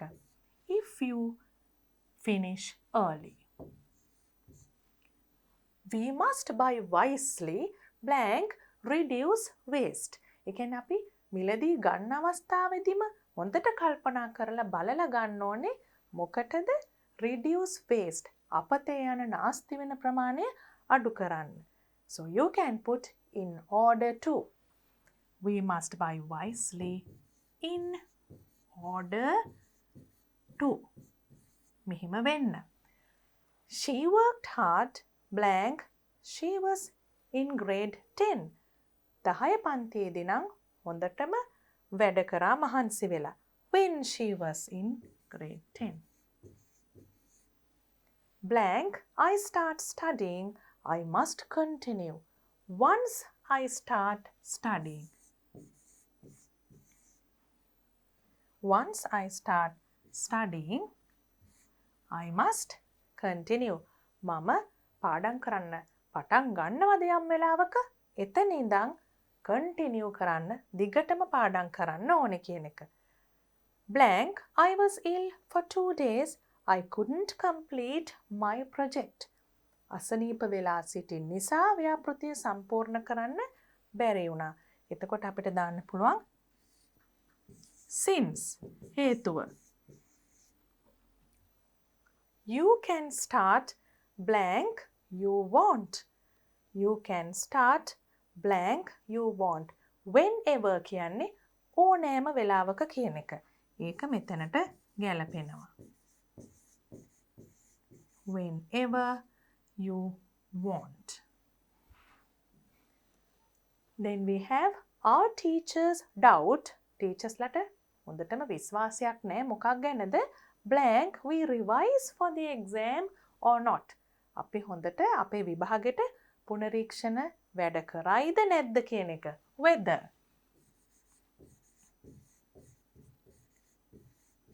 Our teachers doubt whether we revise for the exam or not. 23. Blank it is raining. They played in the ground. මෙතනට අපිට දාන්න පුළුවන් though කියන එක, even though කියන එකත් ඒ වගේම අදහසක්. Though it is raining, they played in the ground. Please don't leave. Blank my sister comes home. මගේ නංගි හෝ අක්කා එනකම් යන්න එපා. Till my sister comes home. මේ till until ඒ කියන්නේ යම් වෙලාවක් වෙනකම් යම් සිදුවීමක් වෙනකම් මෙතනට එන්නේත් ඒ වගේම එකක්. I stayed up until 10 o'clock to watch the live program. සජීවී වැඩසටහන බලන්න මම 10 o'clock 10 වෙනකම් හිටියා කියන එක. යම් වෙලාවක් වෙනකම් බලා සිටියා. Blank he was very ill. He would be at work. Blank he was very ill. He would be at work. මෙතන අපිට පේනවා වැඩට ඇවිල්ලා නැහැ අසනීප වෙලා නිසා. හැබැයි කෙනෙක් කියනවා අසනීප නොවුනා නම් අනිවාර්යෙන්ම වැඩට එනවා. Unless he was very ill, he would be at work. My mother is very strict. Blank my father is very lenient. අම්මයි තාත්තයි ගැන දෙවිදියක් කියනවා. අම්මයි තාම තදින් ඉන්නවා. තාත්තා එහෙම නැහැ. සමහර ළමයි ඒ වගේ කියනවනේ. Whereas කියන එකේ අදහස මොකද්ද? වෙනස් අදහස් දෙකක් තමයි දෙපැත්තේ තියෙන්නේ. Whereas we can meet you blank you want. අපි whenever කියන වචනේ ඉස්සෙල්ලා පාවිච්චි කරා ඕනෑම වෙලාවක. මෙතන අපි පාවිච්චි කරනවා wherever ඕනෑම තැනක.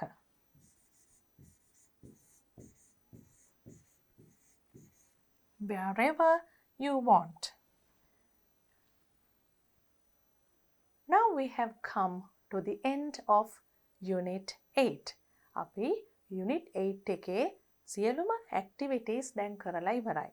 We have done many activities including reading, writing letters. ඒ වගේම අපි අන්තිමට හුඟක් වැදගත් grammar point එකක් තමයි මේ revision වලට කරේ. Conjunctions. මං හුඟක් වෙලාවට පුතාලට කියලා තියෙනවා conjunctions කියන දේ අපිට පාවිච්චි කරන්න වෙනවා අපි ලියන දේ හොඳින් අනිත් අයට තේරුම් ගන්නවන්නට.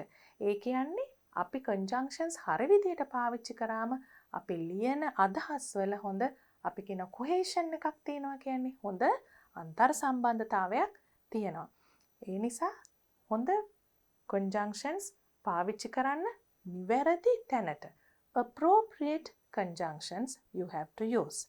We have completed all the activities. We will also do the workbook activities of Unit 8.